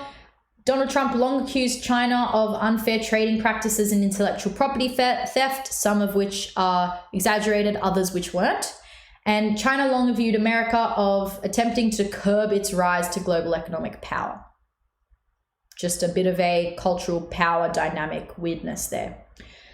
This resulted in a trade war between the two nations. At the height of the trade war, Trump threatened that 45% tariff on all the Chinese imports. So it would have very much impacted them.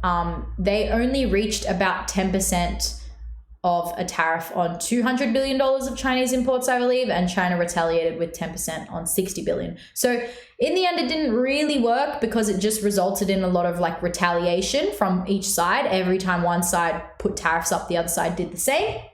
But what it did mean is that when they both kind of got sick of it all, they started negotiating and becoming, adults. And they decided that they would come up with a US-China agreement. They decided, in the agreement, China pledged to boost US imports by $200 billion and strengthen their intellectual property rules, which is good. And the US agreed to halve some of its new tariffs that it had imposed on China. So it was just a preliminary agreement. It was kind of put to a halt when the pandemic started because of renewed tensions, but hopefully they can continue to work on the agreement and the different phases that were planned in the next 10 or so years. Because as we just saw, protection doesn't help neither the domestic countries nor the world. So even we suffer from this trade war. Okay, let's go through some exam preparation stuff. I'm going to go through this in the next 20 or so minutes, and then I'll leave the rest of the time all the way to 6:30 for Q&A. So keep popping your questions in there if you have any, and I'll go through them. All right, I went through that. Okay. Approaching the HSC exam. The first thing is your language. I know this is a lot of words on the slides, so I'll just summarize it for you. Be careful with the language of questions. So when you read things like long-term impact and short-term impact, high and low, hypothetical economy and a specific economy, that's going to change your answer, right? Think about it. A depreciation in the short term versus a depreciation in the long term have very different effects. Like you look at that J curve, right? The graph, the one that they teach you in topic 2. Short term, you have this decline. Long term, you have this upwards slope in exports. Also, make sure you know your common skills, things like calculating a current account deficit based on a table of values, calculating a multiplier effect, the value of a tariff or a subsidy. You can figure these out by just doing lots of practice and seeing lots of the same type of questions. So do as many multiple choices as you think you need in order to have seen most of the main questions you get asked, because yeah, it's an easy way for you to do the HSC and to kind of know what's going on. The next thing is questions 17, 18, 19, and 20. So these are your back end of the multiple choice. So these are the ones that are basically harder, right? So harder questions means that you might find them more difficult. What I suggest you do is try and remind yourself that the end of the multiple choice questions, you still know all the content, right? Like you've been taught all the content, you've revised all the content. So you shouldn't really get scared when you see them. I know they're more difficult than the rest of the multiple choice questions, but they're definitely doable. Don't scare yourself and put yourself into a state of anxiety kind of over oh my gosh, it's the last couple questions, I'm not going to get these. Don't tell yourself that. Tell yourself, no, I know the content. I've done these sorts of questions. I practice them. I can probably answer this if I just spend a little bit more time on it. So try and remind yourself of that when you see them. Okay, short answer. You'll probably need to give at least 1 to 2 sentences per mark. This depends on the Nessa verb, of course, that's being used. But that's just a general guide. Don't count your sentences, obviously, but 1 to 2 sentences generally a guide. Make sure you define the key economic term in the question and take a moment to draw conclusions and connections in your mind and then formulate an answer. Also, a big tip is to consider the impact on individuals, businesses, and government. Don't just consider one of them. So the impact on individuals might be different if you're looking at, I don't know, let's look at a tariff. The impact on individuals is not as good. The impact on domestic businesses is good. The impact on the government is good, right? So they're different. You might want to talk about and contrast them. And a reminder that you can always put graphs and diagrams even in your short answer responses, not just in your essays, to help with your explanations there as well. Okay, with your essays, the first thing is always to plan it. Please put your plan in your working booklet. They have to mark them in the HSC. So if you put your plan in your little working booklet, you draw a line and then you write your essay underneath it. I have seen students write just a plan and get 3 out of 20 for the essay. I know it's not a lot of marks. It's not what you're aiming for, but it just proves my point that they have to read it and they have to kind of assign you marks for it. If maybe you missed some things in your paragraph, you put it in your plan, you mentioned it, they'll give you just a little bit of marks, and any marks is good, right? So no harm. Put your plan in your working booklet and always write one. It's almost like a table of contents for your marker.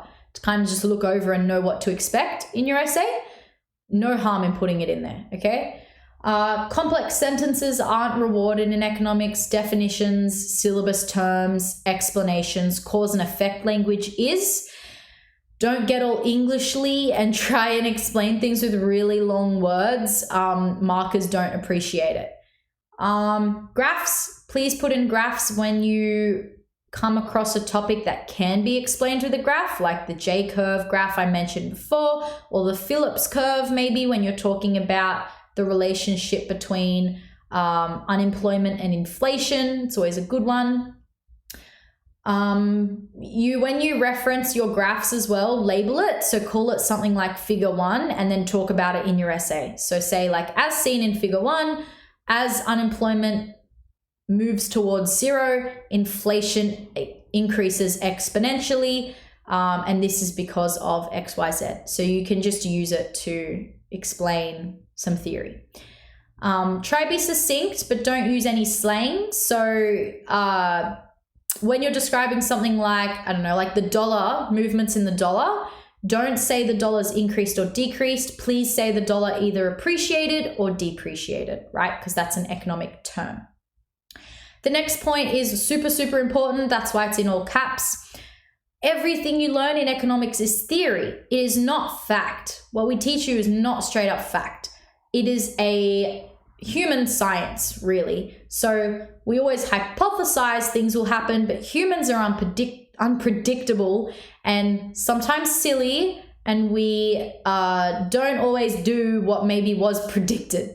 So you need to use words like may or might or could theoretically. So that's where this meme comes from. So you might say something like an increase in the cash rate may result in an increase in the interest rates, and you explain why. Not all the time will it happen. There are some times where it hasn't happened. So that's why you need to use low modality when you're writing your essays.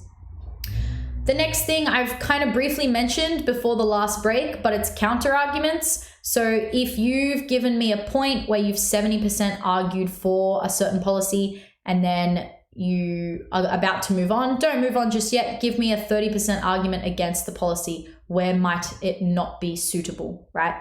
And you can use however, like the keyword. You can say, however, on the other hand, something like that to introduce it. Know your necessary verbs, a tip for absolutely every writing style topic, I'd say, or course. Statistics, I mentioned this a bit, but please don't just state them. You really want to analyze them. So treat it like a quote from English. Follow like the Peel method, where you mention the statistics or the case study, explain the background, explain the effect, link it to the question, right? And the last one is a wide reading quote. You probably noticed I had some quotes in there from notable either politicians or economists. You can put those in your essays too.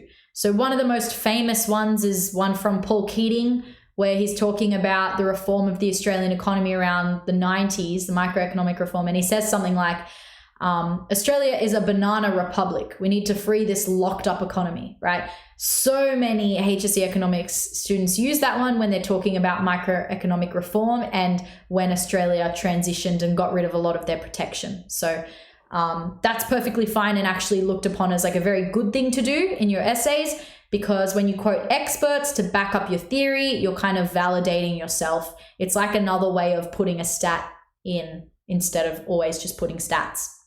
So wide reading quotes are good. Okay. In terms of picking the right essay question, you're probably sitting there sometimes like, I don't want to waste time. I'm an indecisive person. How do I pick the question that I'm going to answer? Because it's a pretty weighty thing, right? The two essays make up 40 marks out of the 100. So this is what I normally run through. First, I'll read the essay questions at the start of reading time and then read the rest of the paper, so it kind of marinates in your brain.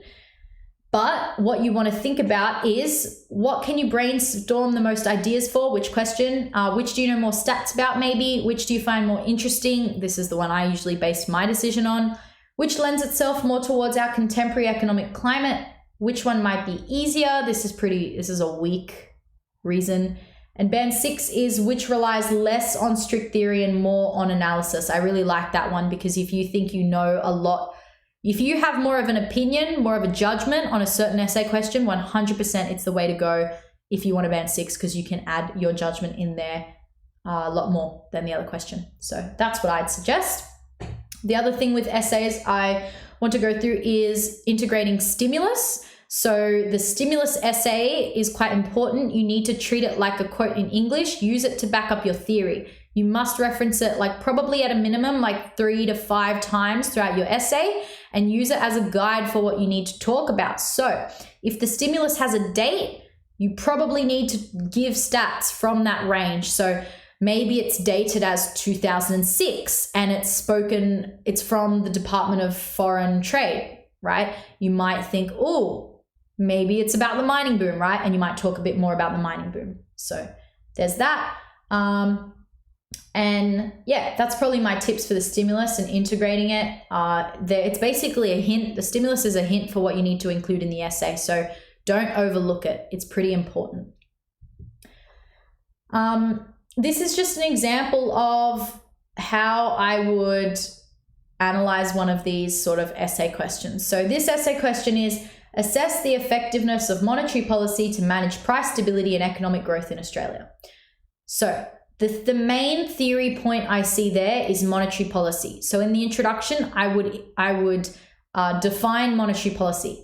Maybe in my paragraphs below, I would start my paragraphs with definitions of price stability and economic growth, but definitely monetary policy, first thing you define.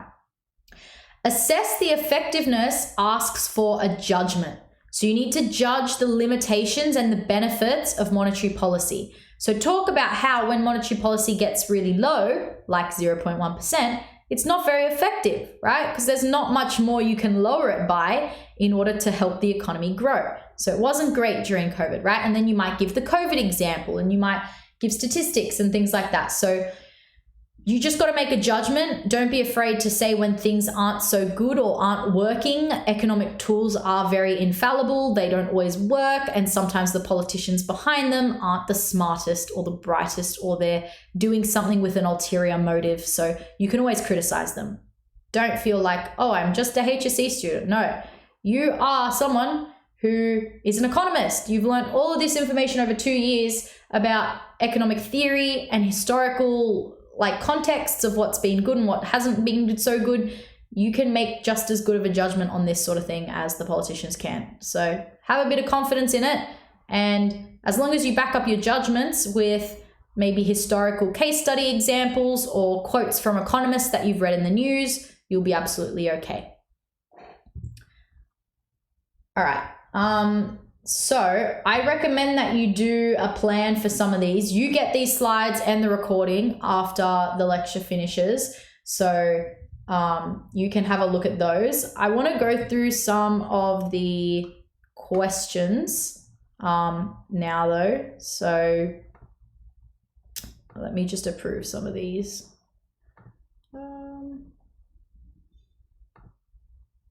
Okay. I'll close this. Keep putting your questions in there, by the way, if you have any. My computer's really slow. It's okay. Hopefully I'm not too choppy in the camera, but not that one. I always do that.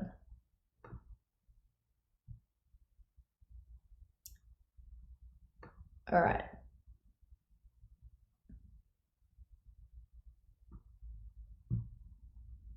So slow.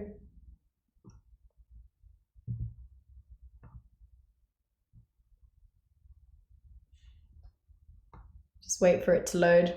While it's loading, just a reminder, you can sign up and read my book if it's helpful.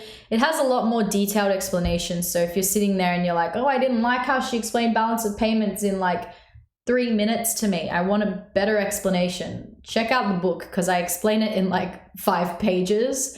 So yeah. My gosh, I don't know if they're gonna load.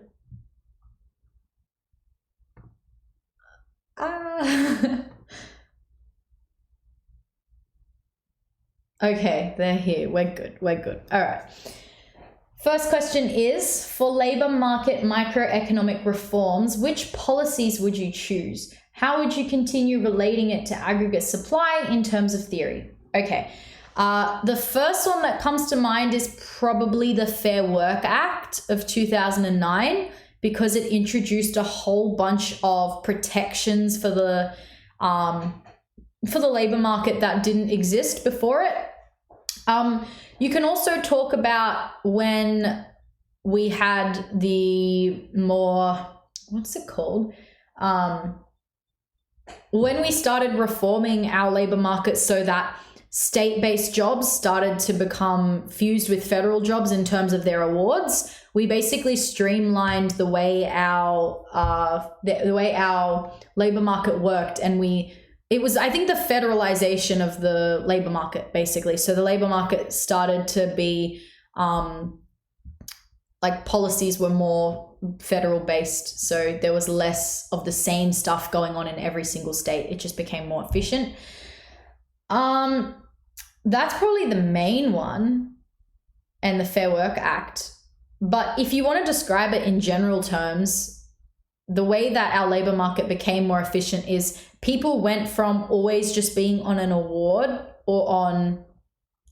basically always being on an award, to then you had that enterprise bargaining where awards or contracts could be determined by unions and a group of employees with their employer. And then that broke down even more into individual contracts. So when you start to get that breakdown, you start to see an increase in efficiency, because there is no incentive for you to be more productive if your hourly rate is going to be based on an award wage that's determined by the government, right? You only have an incentive to be better if you get some type of, like, I don't know, yearly performance review where your salary can go up based on your actual individual performance. So that's the main one, the whole transition away from awards towards more enterprise agreements, then towards individual contracts.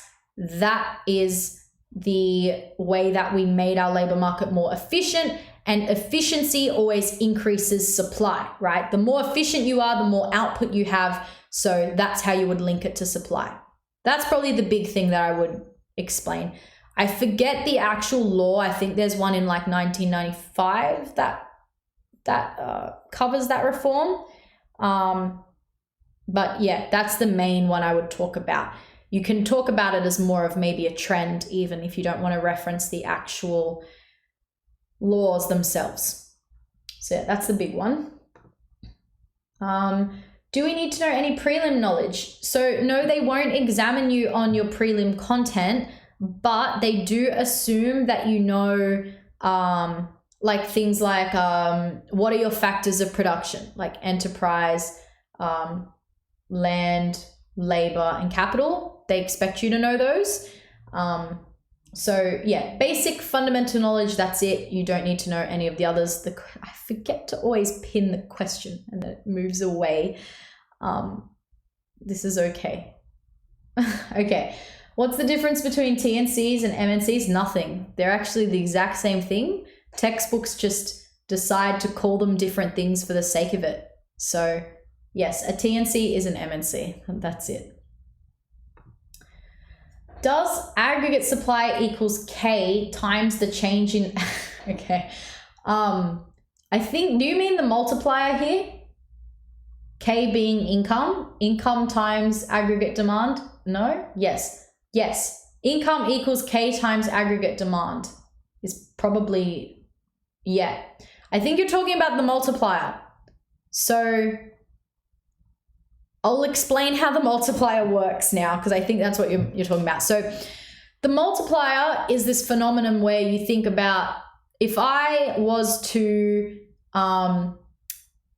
increase the demand in an economy, it's not just going to cause the GDP to go up by that increase. So let's say the government decides to give, they're going to start a new investment program into the light rails because everyone's complaining they're too small. What's too small? Too slow. I'm starting to lose it. All right.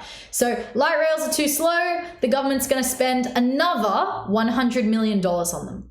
Where does that money go? Maybe towards the engineers that, I don't know, program the things, not sure how they work, but let's say the money goes to these engineers, right? The engineers now have this extra money. Let's say on net, they got paid $1,000 each extra. Just random figures, don't quote me. All right, they get this $1,000 extra in their week. What do they do with that $1,000? They might go and maybe eat out one day of the week and they'll spend $100. Maybe they buy a meal for them and their partner or something like that. So they've now spent $100 on a meal, and then they maybe go to, I don't know, maybe they go and buy a motorbike and they spend like, I don't know, $3,000 of their money, something like that. So that initial increase in income that they got, that $1,000, causes re-spending across the economy. So the government giving out $1,000 as income didn't just stop there. It then caused the person to go out and eat for dinner, $100. And then maybe the waiter, if they gave the waiter a tip, maybe the waiter goes and gets a haircut and spends $12. And then the hairdresser might go and buy a muffin and spend $3. And then the muffin man might go, you get where I'm going with this, right? So like that initial $1,000 the government gave caused respending of 100 plus 50 plus 10 plus 3. All of that money was because of the initial increase in income. Right? So the multiplier, the way it works is when you inject money into an economy, it keeps circulating between people. So demand is almost like when you drop something in a pond and it ripples. Demand is just like that. If you drop money in a pond, it ripples to all the people because respending happens over and over. And that's why we don't always like saving, right? Because if this engineer got the $1,000 and put it straight into his account, it's useless. We don't get any good effects in terms of demand across the entire economy. So yes, aggregate, if you inject something into the economy, a change in aggregate demand, so the second half of that point there, multiplied by K. K is your multiplier. K is the amount that re-spending happens. So it's determined by that engineer initially. If he only spends $100 out of his $1,000, then he has now spent, sorry, he's now spent a tenth, my brain died, a tenth of that extra income. So your marginal propensity to consume is 1/10. Your multiplier becomes 1 over 1 minus 1 on 10. And then you multiply that by the change in initial aggregate demand, you get that re-spending sum total. So yes, when you have that re-spending, it's going to mean supply increases, so aggregate supply then matches that increase. Hopefully that clarifies it for you. I love the multiplier, it's so cool. Anyway. How would you recommend learning or remembering? I wouldn't actually recommend remembering the syllabus word for word. If you understand the content, you'll probably understand what the main points are surrounding it. They tend not to expect you to tick off every single syllabus dot point inside of an essay, not like business studies do, at least. So I don't think you need to remember it word for word. If you want to, if it makes you feel more confident going into the exam, then like the little acronyms are probably a good way to do it. But yeah, I wouldn't actually remember it word for word. As long as you understand the certain topics, you'll be absolutely fine with answering an essay question. My ecotech teacher bets that macro policy essay is super likely this year. What are my thoughts? A macro policy essay is likely every year.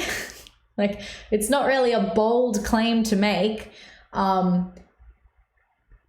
So yeah, like any question on monetary policy would be interesting for sure, because monetary policy's changed so much in the past year. So yeah, maybe focus a little bit more of your study on monetary policy. I don't know about fiscal policy. It would be extremely slack of the HSC markers to ask you a fiscal policy question when they knew that the budget was going to come out really late this year. So I would say it's more likely you get a monetary policy question than a budget question. I don't want to tell you this if it's going to mean that you don't study the budget at all. So try keep your study mostly equal. Sometimes they give you curveballs, so you don't want to not be prepared. But yeah, I agree. It's likely, or it would be nice if they gave you a monetary policy question, just because it's so relevant, right, in the past year. So yeah, I don't like predicting things, but if I was to pick one, it would be inflation and monetary policy.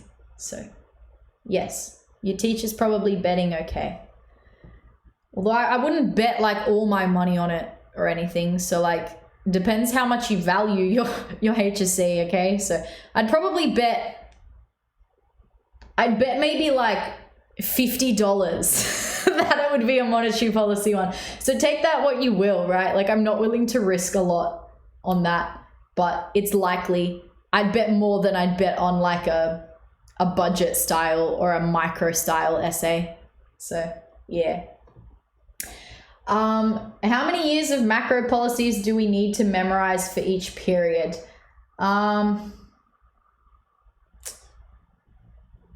It's not really how many years of macro policy, like just know one major change. So maybe know what the highest cash rate was for the mining investment boom period, right? If it was around 7%, just know that that was the peak, and then know that when the GFC hit, they cut it to around 4%, right? So just know like the trends. You don't need to know every single year. Just know like the peak and maybe the low point, and then compare them.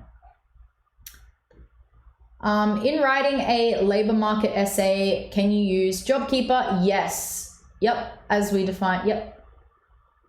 Yeah, I always get this question. It's an interesting one, right? Because a lot of macroeconomic policies are also micro policies, because they have to kind of start out as macro policies to become micro. So I remember having this like realization in year 12, and I was like, whoa, it's actually not separate, right? Micro is macro when you think about it sometimes.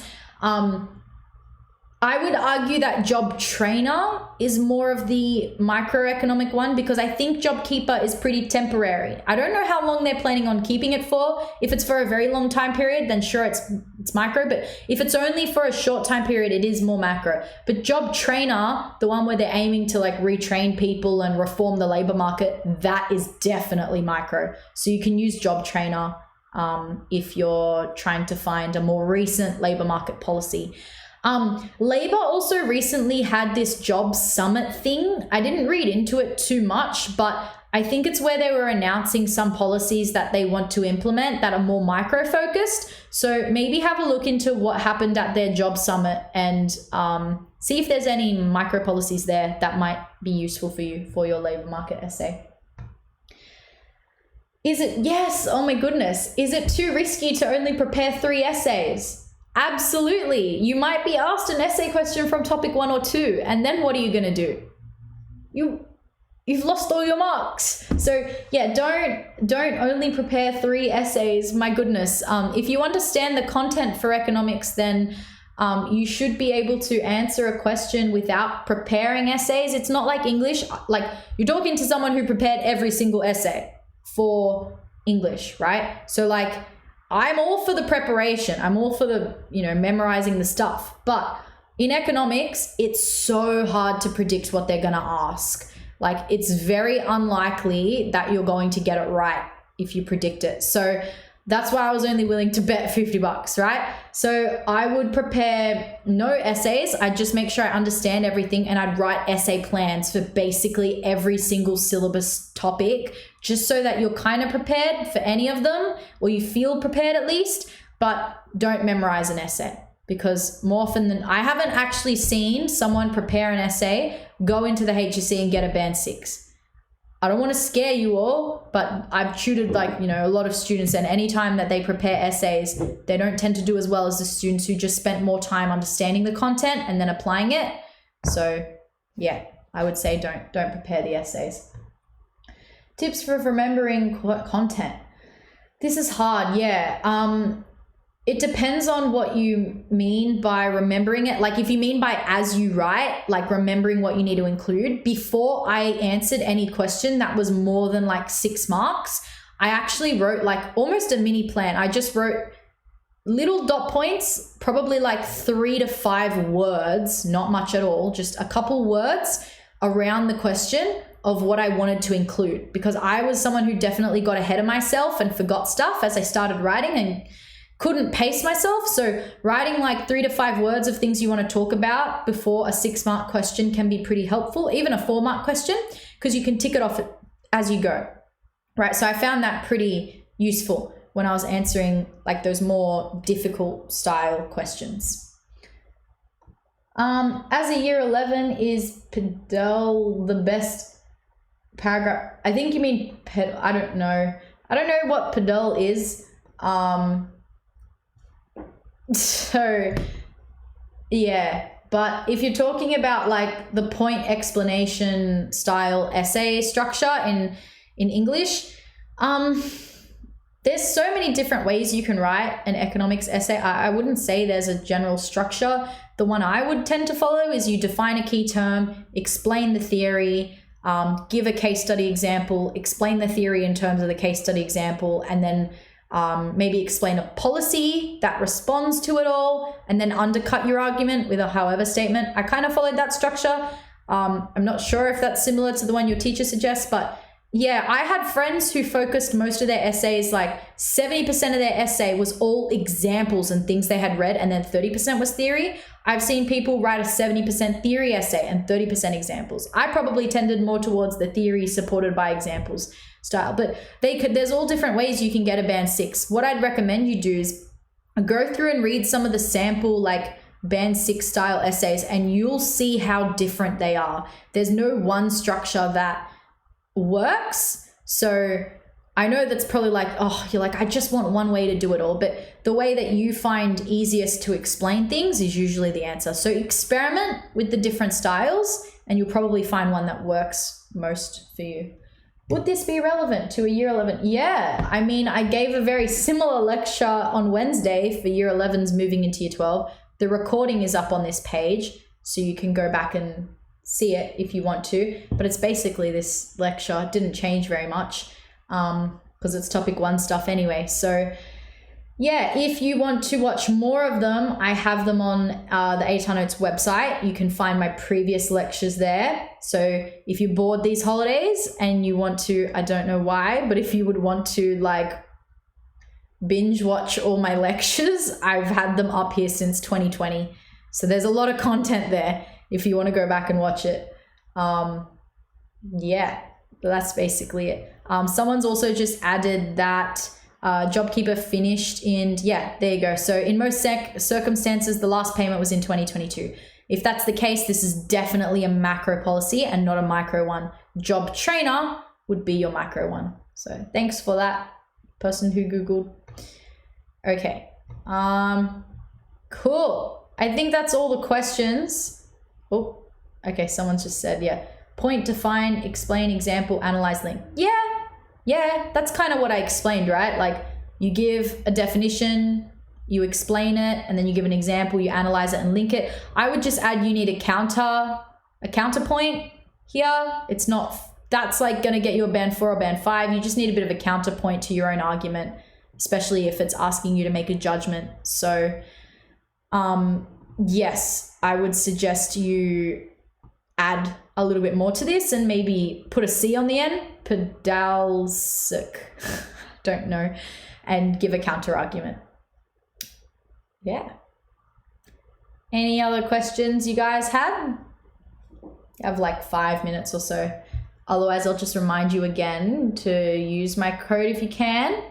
I know my name's annoying as heck to spell, but it would mean a lot. And yeah, I guess I'll leave it here if you guys don't have any other questions. Let you go eat dinner if you haven't already and enjoy your night. Thanks for coming along. Good luck with your HSC. Very close now. I'm sure you'll do absolutely fine. A lot of you guys answered the multiple choice questions perfectly well and seemed to be paying attention as we went along. So, you know, if you're putting in your best efforts, I'm sure you're going to do really well for your HSC as well. So thank you and good luck with your HSC. And hopefully I'll see you guys at some point in your futures. Yeah, bye.